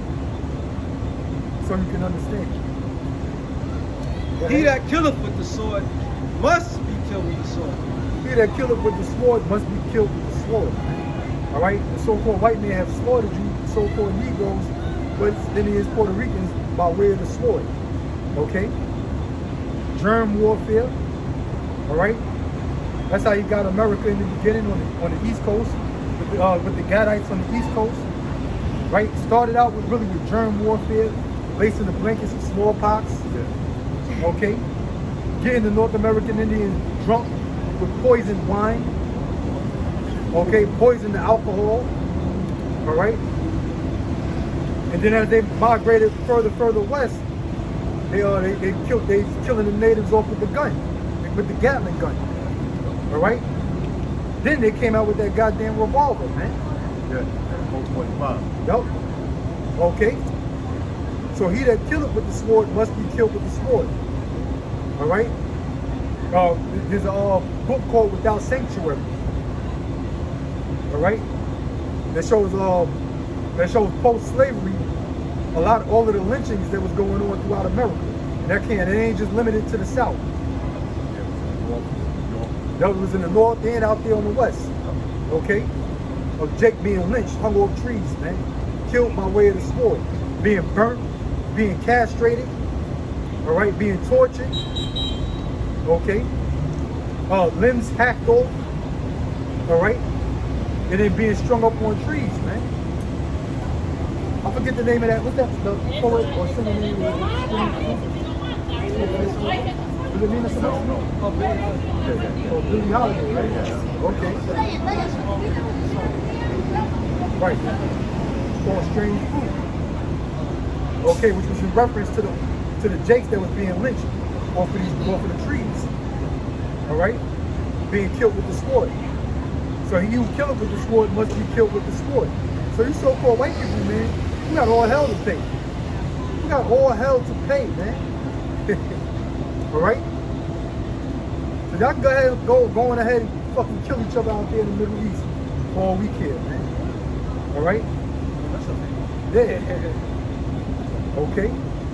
Because, hey, when our big brother comes back, all right, and usher in the kingdom of heaven, all you so-called white people, all you Edomites, let me make that clear, you Edomites, okay?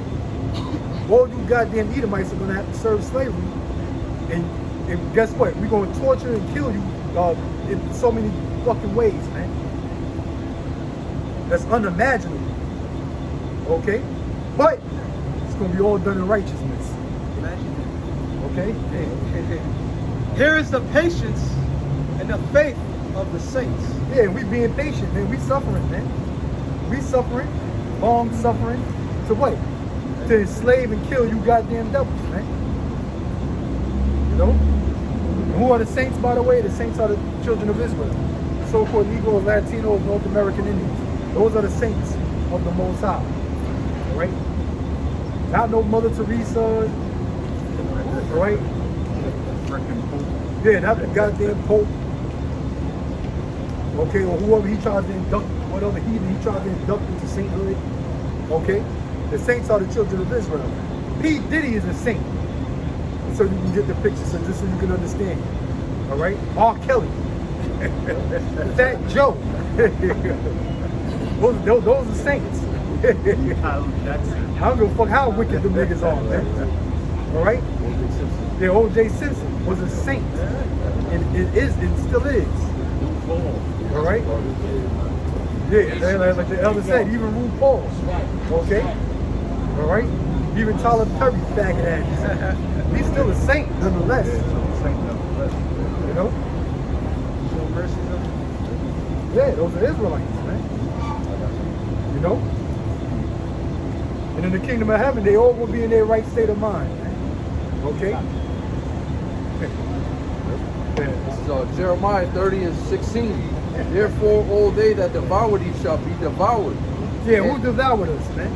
Who devoured us as a nation? The so-called white man and the heathen and the rest of the heathens. Okay? So when it's our turn, we're gonna devour them. We're gonna unleash all hell on the so-called white man in the other nations. You, Jakes, you should be elated at this, man. This is supposed to boost your spirit up, man. All right? You should be happy, man. It's the good news. That's the gospel, man. That you're gonna get the opportunity to enslave your enemies, man. To oppress those that oppressed you.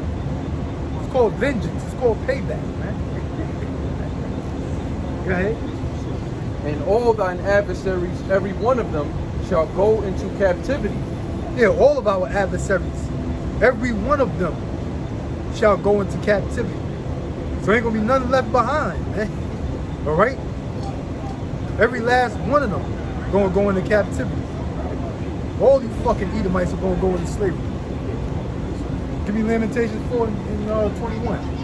Got something It says, and they that spoil thee shall be a spoil, and all that prey upon thee will I give for a prey. Yeah, so all the other nations, they're gonna go into captivity as well. All right? The Chinaman, the Arabs, the East Indians, opening their little fucking dirty, nasty ass restaurants in your community, they're preying on you, man. Okay? And they're oppressing you. They're furthering your oppression. Okay? So in turn, they're gonna go into slavery, man. They're gonna eat all the fucking roadkill and all the animals that die of old age, man. Okay? All right? That's gonna be their meat in the kingdom of heaven, man. All right? You know? you can bring this out, you want that. Yeah, what you yeah. Isaiah 16 and 14. Yup. Isaiah 16 verse 14. The sons also of them that afflicted thee shall come bending unto thee.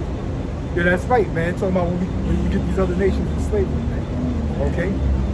Shalom, man. Yep. All right, read that again. And it says, the sons also of them that afflicted thee shall come bending unto thee. Yeah, so it's talking about who? These so-called white people that's out here running around free today. On the loose today.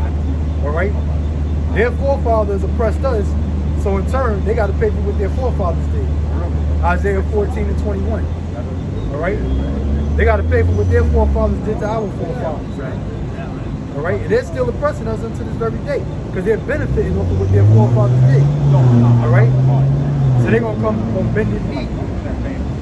All right? To serve us in captivity. Go ahead.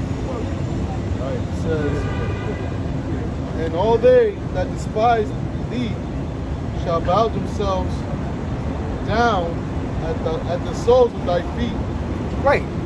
So all these goddamn crackers, man, don't they despise you, so-called Negroes, West Indians, Puerto Ricans?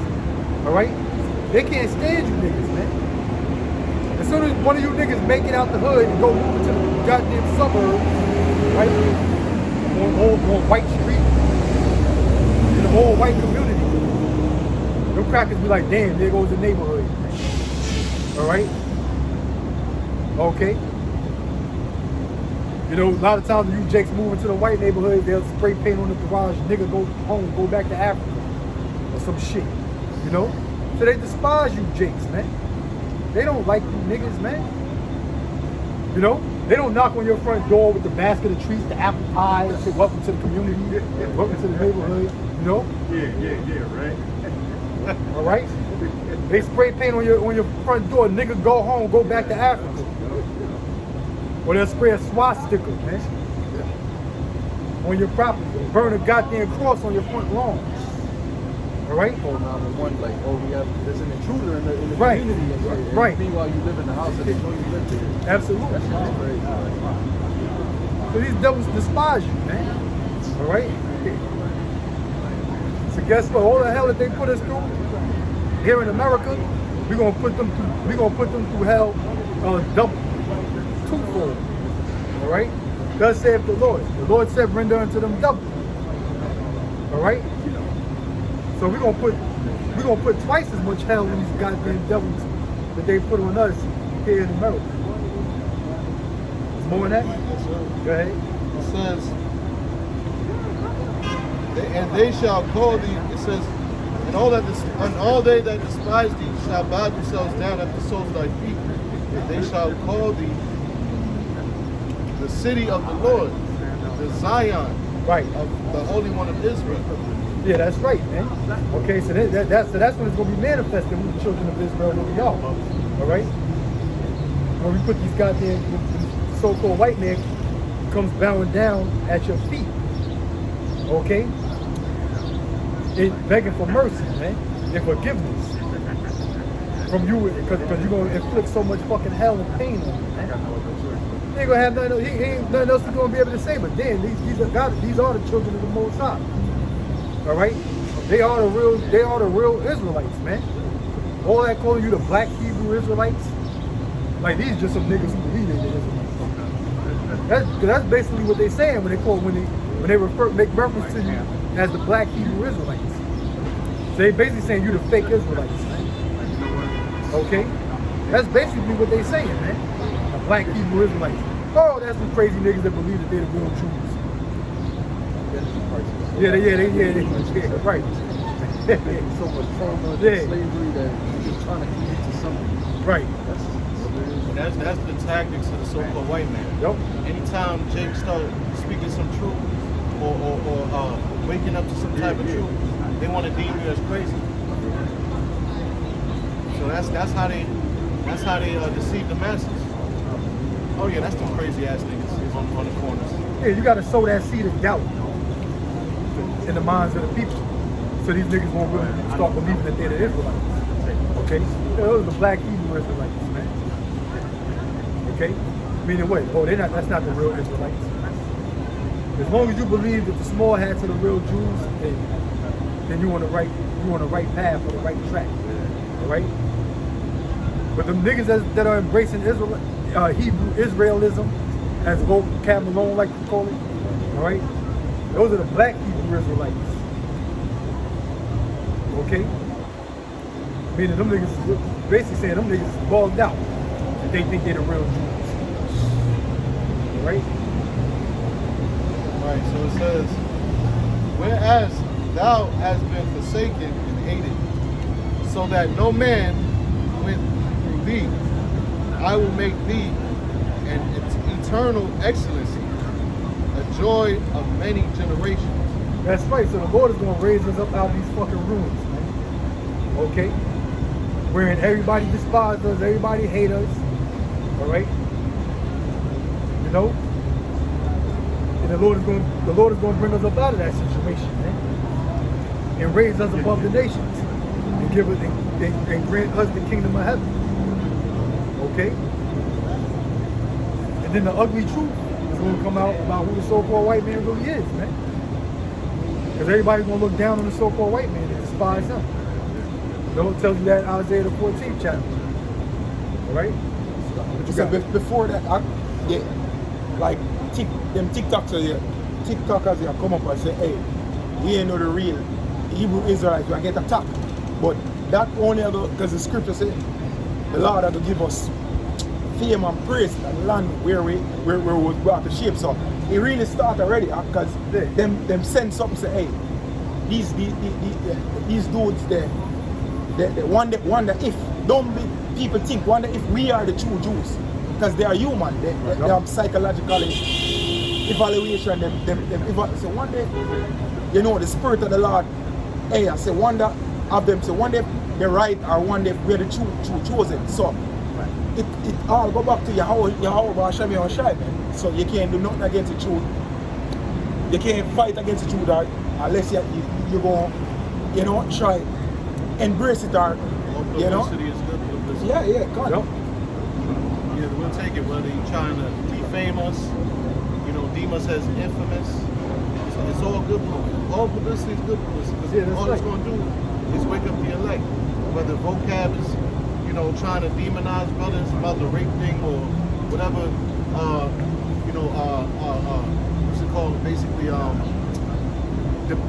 know, things that basically cause like debates and all that. You know, controversy. Whether it's controversial or not, you know, it's gonna stir up Jake's mind to ponder about this truth. This is Wisdom of Solomon 12 and 22. Wherefore, whereas thou dost chasten us, thou scourgest our enemies 1,000 times more, I'm gonna read it again. Therefore, whereas thou dost chasten us, thou scourgest our enemies 1,000 times more. Right. The Lord is going to scourge our enemies 1,000 times more. Okay? So yeah, we the Most High is bringing judgment on us. All right, putting this hell on our people. Right? You know, to this day, going all the way back, you know, for the longest. Okay?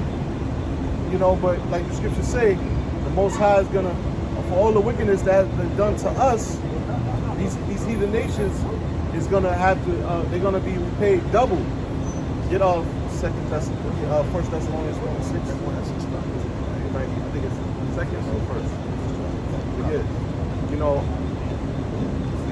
the Most High is gonna recompense these nations double, man, for slavery.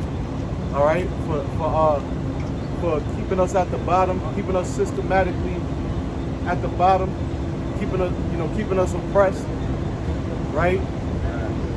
So forth and so on, man. These nations, they're gonna receive, you know, for all the wrong which they have done, man. Get Colossians 3:25. It's a little more. It says, to the intent is 2 Thessalonians. Second to 1 and 6. Yep. Yeah. Seeing it. Quote it and read it. Yeah, second Thessalonians 1:6. Seeing it is a righteous thing with Yahweh to recompense tribulation to them that trouble you. Right. It is a righteous thing to Yahweh by Shem Yahushua. All right, that's the true name of who you ignorantly call God. Yahweh Shai is who the world ignorantly calls Jesus Christ. Right? All right, it is a righteous thing with Yahweh by Shem Yahushua to recompense, which means to pay back tribulation. Right. So these other nations have put tribulation on us. Like I said, you know, they put us in slavery. Okay, they put us in captivity. All right. You know, we know the history behind how the so-called Negroes got here in America. Okay, how this land was taken from the so-called Native Americans and the Latinos down in South America. Okay, and how he stole our heritage and gave us these bywords, right? And like I said earlier, oppressed us, right? Keeping us at the bottom through debt, through the prison system, right? You know, putting guns and drugs in our community, okay? Exalting wickedness, right? Promoting our people to do wickedness, right? And funding them, right? You got these rappers promoting adultery, right? And you know, the people behind that is the small hats funding it, man. The music industry, the entertainment industry, man. Keeping our people asleep, you know, keeping them away from their heritage, which is the Bible, all right? The law, statutes, commandments, the knowledge of the saints, the prophets, the kings and the priests, right? Our forefathers, okay? So forth and so on. All right, there's more? That was verse 7. You are trouble. Yeah. Verse 7. Lamentation 2 Thessalonians 1:7. And to you who are troubled, rest with us when the Lord Yahweh shall reveal from heaven with his mighty angels. Right. For you that are troubled, right? Those that are, you know, distressed. Those that are, acquainted with grief. Right? It's talking about our people, man.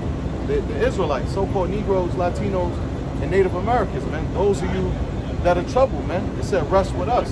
Right? Because these scriptures is comfort, man. You know, the scriptures, the Bible tells you that, you know, the words of the Lord is comfort unto us, man, which is found in the Bible. Okay? And we have this knowledge, man. This knowledge, all right, it brings a peace to the mind, man. All right? Knowing that you're an Israelite, knowing why you're going through what you're going through, man. Okay? And believing in that, man. And holding firm unto that. Right? Dealing with the sufferings enduring patiently, waiting for the coming of the Lord. Right? So that's on that. This is on Colossians chapter 3, verse 25. But he that doeth wrong shall receive for the wrong which he have done, and there is no respect of persons. Right, that's the so-called white man. The so-called white people, Edomites, man. All right, they have done wrong. Okay? They have put you so-called Negroes, Latinos, Native Americans in slavery and at the bottom. Okay? They have blasphemed the Holy Spirit, man. The so-called white man said that who you called Jesus was a white man. That was a lie. And that was blasphemy of the Holy Spirit, man. Okay? You know, the so-called white man, he's destroying the world, man, the planet Earth. All right? Polluting the air, polluting the water. All right? Polluting the animals. Okay? Defiling the earth. You know? So they're going to receive for all the wrong which they have done, man. Meaning what? The Most High is going to bring judgment upon so-called white people, man. All right? And it's going to start by destroying their system. Right? Get that, I've been held Satan like lightning. Like Luke chapter, Luke 1. This is James chapter 2, verse 13. For he shall have judgment without mercy, that have showed no mercy. Right, so-called white man. All right, he's going to receive judgment without mercy. Because these so-called white people, they ain't show no mercy to you so-called Negroes, Latinos, and Native Americans. You know, what they did to the Native Americans, they completely, you know, took their land, robbed them. Rape, robbed, and murdered them, man. Yeah, for the natural resource. For resources. Yep. You know, also too, because they knew they were the 12 tribes of Israel, man. You know, so they had that hatred. You know, the 12 tribes. You saw the so-called white man had that hatred for the nation of Israel. You know, and they had to get rid of the North American Indians. Why? To get the natural resources out of the land. Because the tribe of Gad, Reuben, Issachar, right? They wasn't mining the land like how Esau was. You know what I'm saying? It wasn't just digging out all the gold of the dig. Gad saw gold in the streams. It was like, okay, yeah, whatever. You know? Then, what's that movie? The pink flower movie or something like that? Yeah. They was getting all yeah, something like that. Yeah, but why? And all the oil, you know, all the oil that they got out of the land. That's what they came for, you know. And also too, it was prophesied that a troop shall overcome Gad, but Gad shall overcome at the end. Now Gad is talking about who? You North American Indians. So is a tribe of Reuben, which are the Seminole Indians. So is Issachar, which are the Mexican Indians. You know what I'm saying? You know, so they were getting that oil, man. They were getting the gold. They were getting the silver. They were getting the iron ore. They was getting all these natural resources out of the land over here in America. You know? Right, it was called Killers of the Flower Moon. Yeah, right. Killers of the flower moon. See that? But it should say murderers of the flower moon. You know what I'm saying? And that's what it should be saying. You know, because killing is different from murder. Murder is premeditated. If you kill somebody according to the law, statutes, and commandments, that's killing. That's not premeditated, you know? That's why it says, thou shalt not kill. It's really thou shalt not murder. Murder is premeditated. And the so-called white man premeditated coming over here, taking down the Lord's chosen people, rape, robbing, and murder, getting the resources out of the land, you know? Right. Like the elder said, they stole all the resources and they just profited off of it. Yeah. Things that's supposed to be basically given to you, you know, through inheritance or through just, you know, basically as a God-given right. Right, yeah. You know, yeah. This man, he wants to profit off of it. Right. You know, right. he put the whole world in captivity off of doing that. You know, profiting off of everything. Yep. You know, all resources, whether it be water, Yeah, yep. you know, like you said, oil, gold, Yeah. all right, silver. Yeah. So that's how this man has became rich, Yeah. because he put a tax on all of it, man. They're dealing with the hatred, because they do that to all nations on the earth, but who's they, cutting them open, like look at what they actually did to our people. That really proves that the Israelites Right, that right, they're the right, Edomites. right. And they'll go to the Middle East and bring rob and killing them too, but they won't do them how they did our people. Right. The way that they were slaying our people mercilessly like that, it show you that there was a deeper hatred, there was a more spiritual thing behind it. Right. It wasn't just only just about the land itself, Yeah, it was that, but then it was the hatred too. Yep. That's right. What you were saying, you make a point, you make a great point, brother. Like you just said, white man, in stolen resources and he use witchcraft with it. Because you're not supposed to trade gold up and down. Gold is supposed to stay one and silver, that's it. So in mess with the minds of people. That was a great point. The brother make, you mess with the minds of people, 401k, all of that. That's high level science, man. And like I say, man, the same people them where you messed up, the Lord will have them turn against you. Because that's how it gets right in the scripture, and that's what's gonna happen. Yeah. But the scriptures tell you that the Lord he hates unjust weights and balances. You know what I'm saying? So if one day gold is this price, then the next day it's a higher price. I mean, come on, man, that's fucking wicked, man. That's fucking wickedness. You know? That's a straight up fucking wickedness. You know? But that's what Esau, that's what he's all about. Straight up wickedness. You know?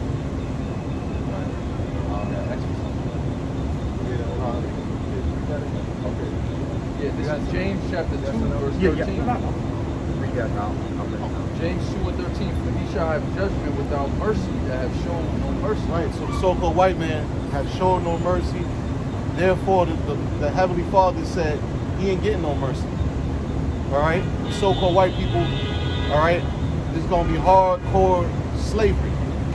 Yeah. All right, that's what your future. That's what your future. That's what you have to look forward to for your future. Yeah. Hardcore slavery. All right, you're gonna be working in the fields. Day and night. You're gonna be working in the pits. Yep.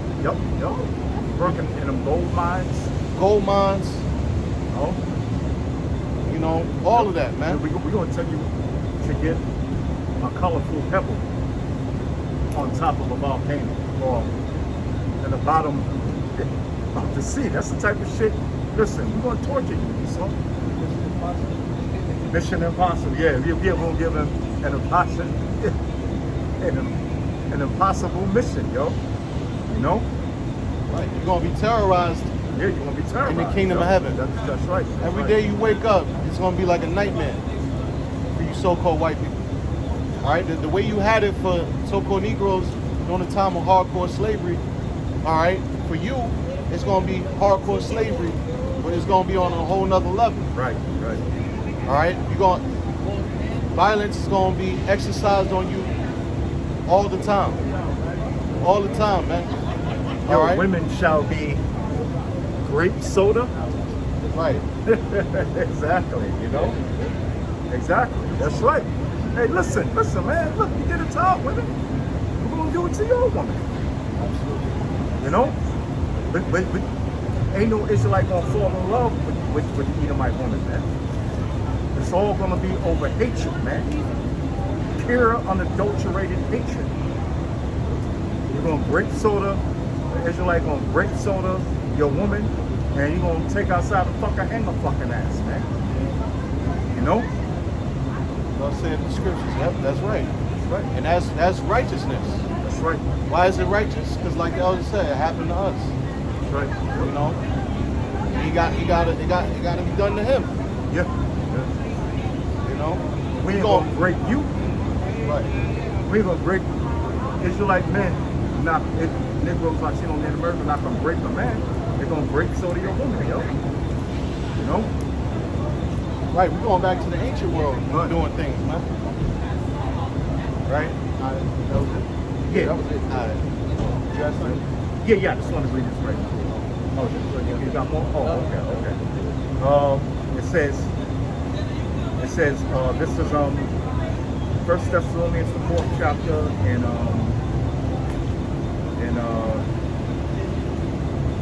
let me see, 13 verse 1 down. It says,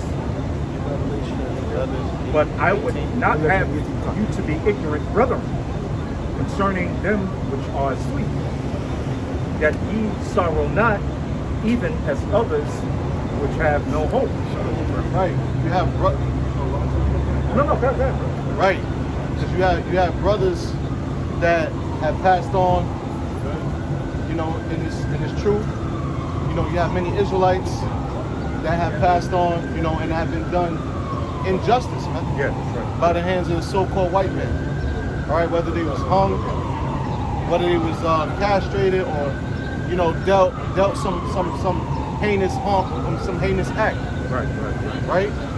And just like when you read the story of Cain and Abel, you know, those people that died, they crying out to the Heavenly Father, man. Like the scriptures tell you in the book of, I believe, Revelation, the 6th chapter. It's a righteous was cry out. Right, where it said, when they say, how long, man? Yeah, how long? How long? They crying to the Heavenly Father, man. You know, to take this man out of his rulership, man. When Jake died, whether they was, you know, they was in they was bugged out. When they die, they go back to the spirit world and they go back into their right mind. Yeah, go back to the right mind. And they know that they're Israelite, and they know that the so-called white man is the fucking wicked, the devil that the Bible speaks of. So they asking the Most High to take this man out of the power seat, man. You know? And they nagging the Most High. Yeah. It says, for if we believe that the Mashiach died and rose again, even so them which sleep in the Mashiach, Yahweh, with the power for if we believe that Yahweh died and rose again, even so them also which sleep in Yahweh will the power bring with him. Right. So the brothers that passed on, really that's talking about believers in the truth. Yeah. You know, brothers that was in the truth, you know, that passed on, that's with the Father now.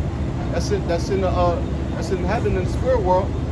All right, when the Most High, when the time comes for Yahweh Shah to return to this physical realm, they gonna appear with Yahweh Shah. Yeah. That's what that's going into, man. The scriptures say their works do follow them. Yep, the works follow. Yep. You know, the scriptures say the Most High is going to reward every man according to his works. So you had a brother that was steadfast and faithful in his truth, believing in Yahweh Shah in word and deed, then the Lord is going to, you know, grant them that, you know, to be able to be a part of the first fruits. That's right. They're going to be with the Lord when he returns. Right? It says, for Yahweh Shai himself shall descend from heaven with a shout, with the voice of the archangel, and with the trump of the power, and the dead in Yahweh Shai shall rise first. Right, the dead in Yahweh Shai shall rise first. You know, which is those that died in good standing in his truth. You know, that was a part of the elect. Okay? That believed in his truth and that stayed faithful to the end, man. All right, to the end of whether they had to die, okay? Or, you know, that's talking about the elect. They're going to be risen up. Those that are asleep right now, you know, resting in the spirit world with the Father. All right? You have certain brothers, you know, in this time that passed on. You know, them brothers, they coming right back. Yeah. You know, they gonna be with the Lord. And if any brother that has to lay down his life for this ministry, all right, they have to, you know, any brother has to present his body as a living sacrifice. They gonna rise with the Lord, man. they're gonna come back and get their payback. Exactly, Get vengeance. because it says, and Yahweh Shai himself shall descend from heaven with a shout. So Yahweh Shai is coming back, man. He's coming back to deliver his elect of the nation of Israel, the elect of these so-called Negroes, Latinos, and Native Americans scattered through the four corners of the earth. But the main deliverance is going to be here in America, man. He's going to come back with a shout, man. He's coming back with full power, glory, and anger, man, from Yahweh, his Father. Okay? His Holy Father, Yahweh. All right? Yes, thank you, Lord. All right, that's what we're looking forward to. All right, brothers that's in the faith, you know, that's what we're looking forward to. The Lord returning. Okay, and we out here letting the people know that that's the future prophecy. That's what's going to happen in the near future. Okay, that's why when we see all these things happening, Iran and Israel, okay, the crypto, the de-dollarization, them passing all these bills. We rejoice, man. Right. Because we know the end is near. We know it's time for the deliverance of the nation of Israel, man. Yeah, sure, it's going to be. Listen, the scriptures say, through much tribulation, the Apostle Paul said, through much tribulation shall we enter the kingdom of heaven. But we still rejoice in the fact that we know that the end is near. It's time for Esau to go down, his kingdom to go down, and the elect to be delivered in righteousness and truth, man. Okay? All right? So I said, just Lot was vexed with their filthy conversation. All right? Meaning their ways of life, man. Talking about the LGBT community. Ain't you tired of seeing that shit, man? Ain't you tired of seeing so-called Negroes, Latinos, and Native Americans walking around with their pants off their ass, man? Ain't you tired of the so-called fucking white man and the heathen nations ruling over you, man? Okay? All right? Right, the spirit you're supposed to be in is hastening in the day. Exactly. Because, you know, if anybody's saying that we're going to be here for the next 20, 10, shit, even 5 years, you're saying we're going to be here for 5 years, man. You're not in the right spirit, man. You know? You're supposed to be looking for the Lord to come back yesterday, man. That's right. That's right. You know, we live our lives as, you know, the Lord's going to come back tomorrow, man. You know, yeah, we have to live, we have to dwell here in America, and we do what we got to do to survive, right? But that's about it, man. You know, we doing this work, man. We prisoners of hope. Man, we don't even want to deal with these skunk box holes no more, man. Right. You know, man, the hell with these skunk box holes, man? What that shit? Jake in the world don't even want to deal with her, man. You know, they're like, nah, I'm good. Nope, nah, I ain't trying to pay child support. I ain't trying to pay alimony. I'm not trying to get married. You know, violent men don't talk to us no more. Because they tired of your fucking shit, man. Number one, Yahweh Shai is tired of your shit. So-called fucking black, Latino, Native American, what's in it, Haitian woman, man. Hell, Jake in the world don't want to deal with you no more, man. Jake just ignore you in the goddamn world, man. We damn sure don't want to deal with goddamn black woman and Latino Native American woman, man. She's a beast. Yeah.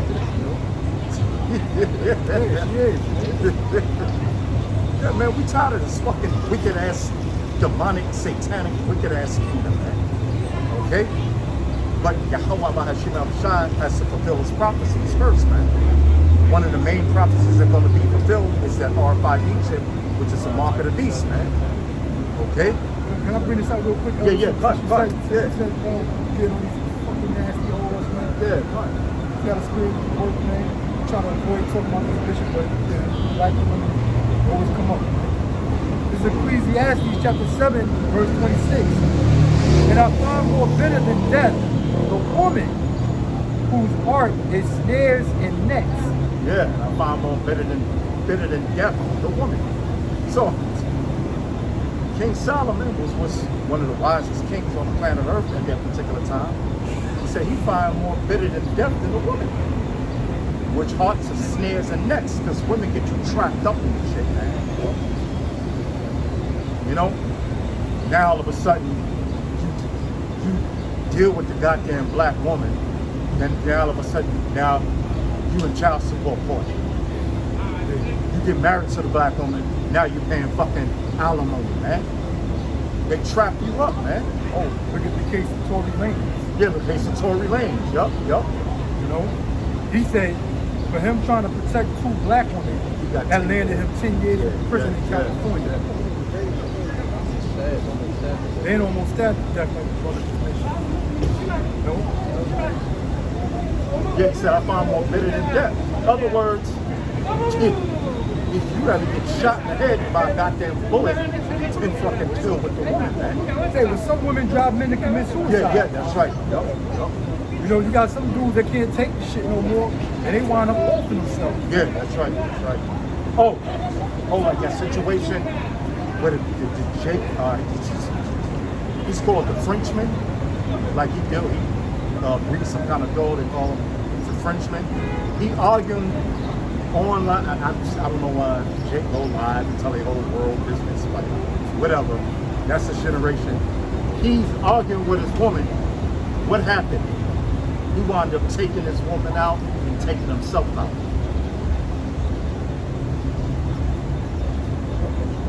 Yeah, I mean, like you say, many have perished with a woman. Yep, many have perished over women. That's right.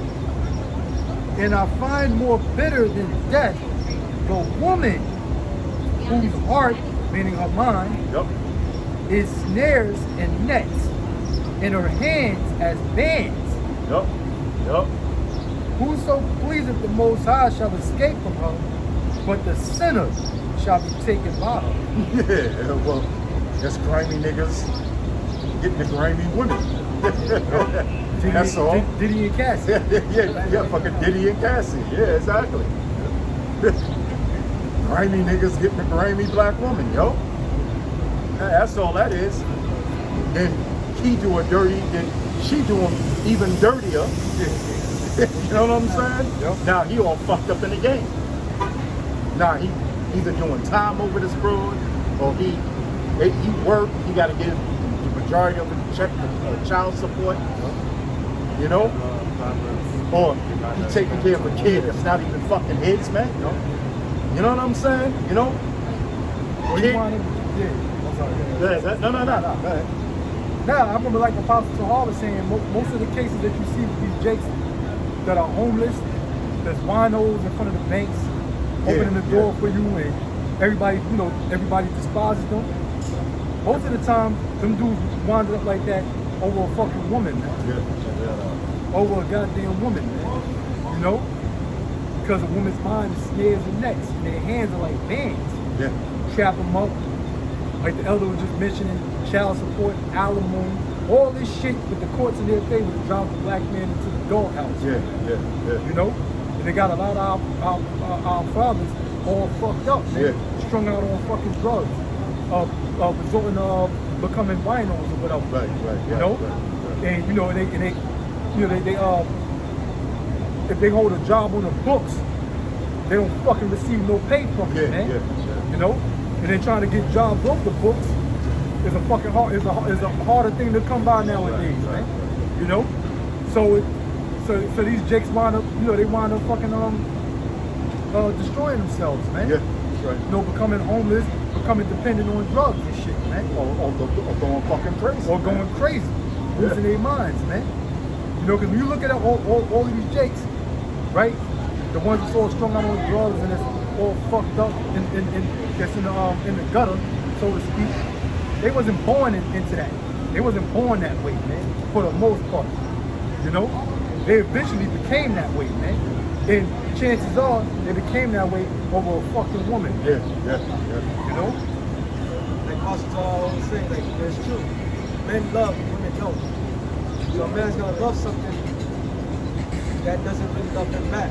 Because all she's concerned about is herself. The most selfish being on the planet Earth is the female, women.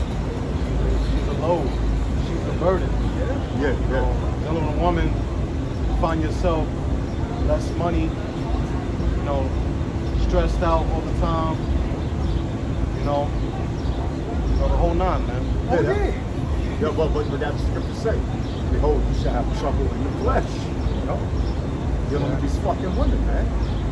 You know? Now, in the kingdom, it'll be different. Right. Should be righteous, but right now, man, she can get you trapped up and your whole life will fucking fall apart, man. Hey, you see these niggas with these blue collar jobs, as soon as they get off work, they going to the bar. They ain't going at home. That's in the scriptures, though. Yeah. But if I get that. Yeah.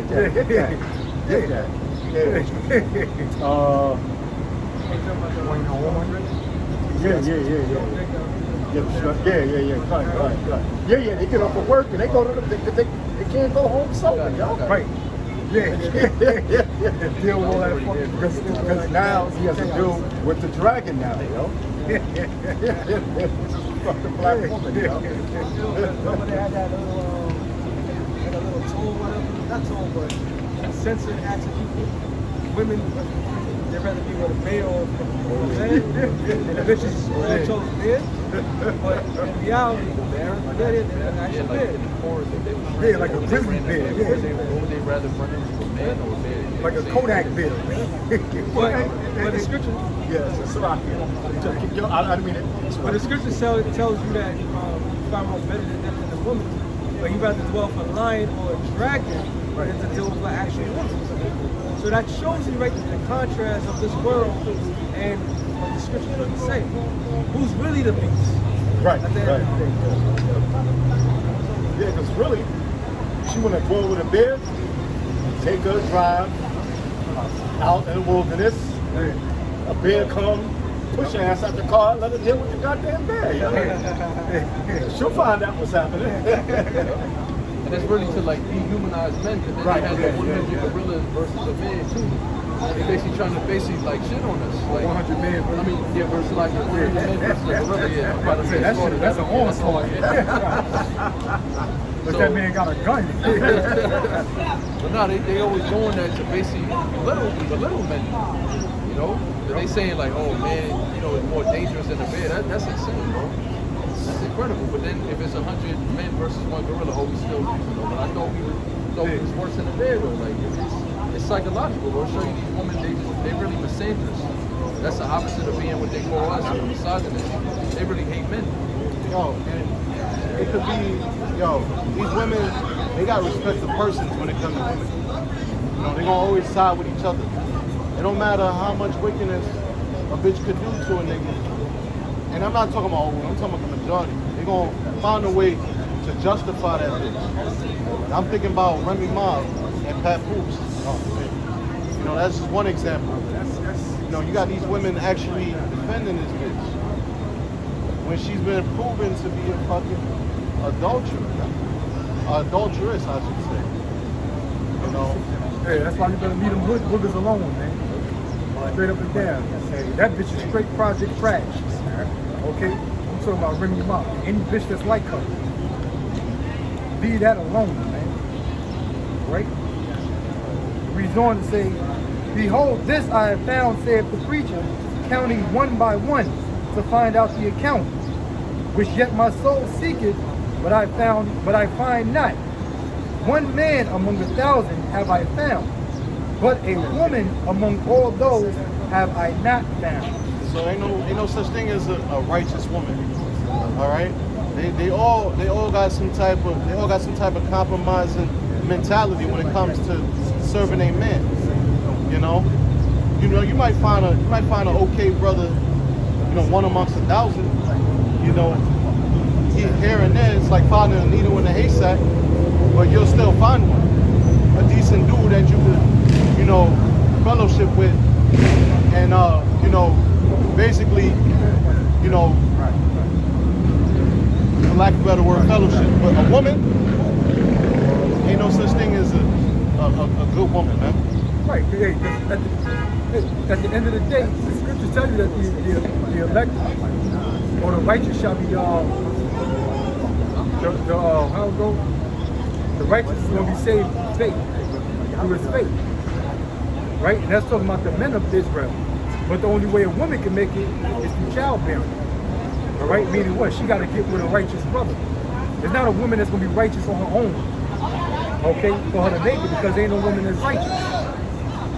Really, because these women lack faith. They don't have faith.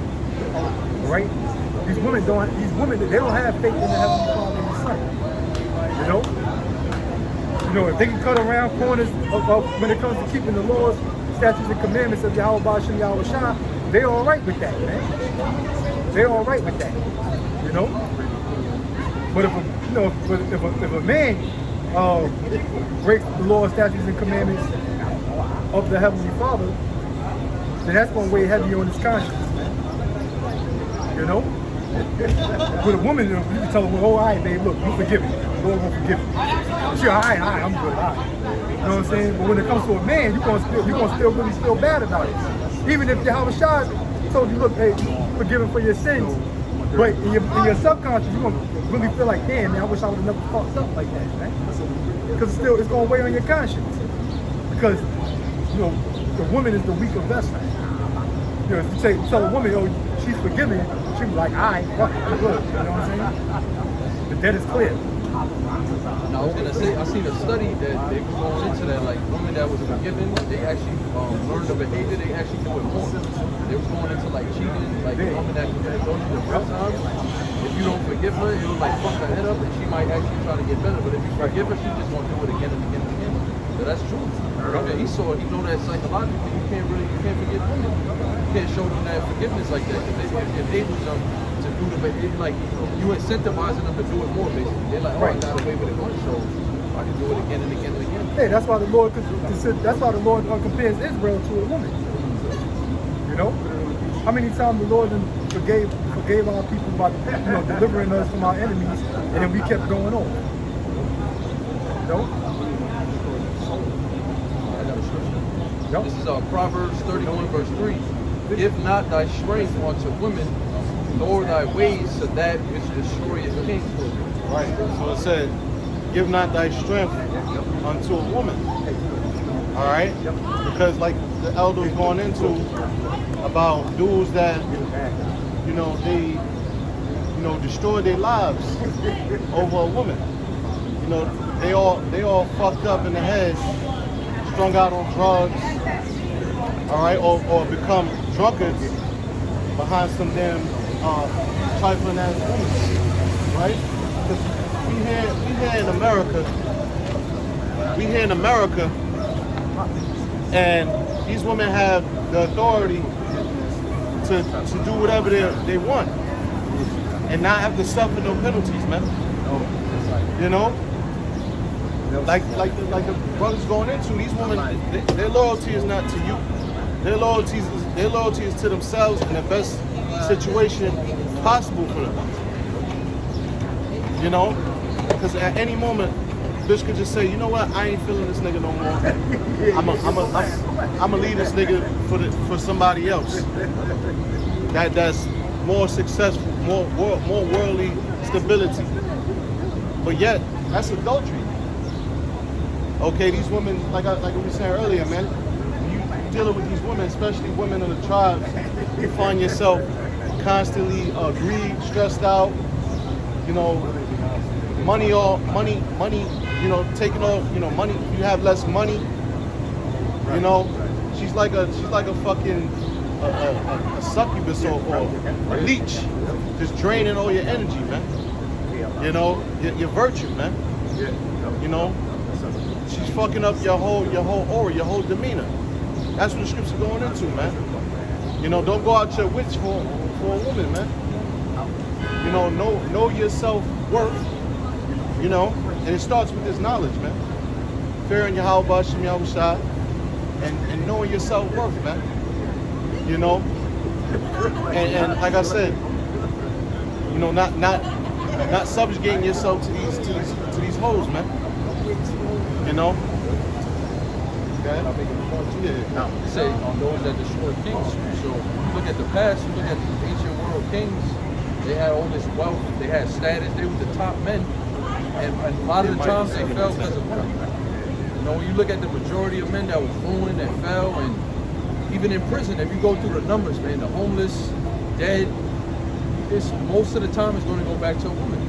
All right, because if she could destroy a king, I mean, how much more just an average man?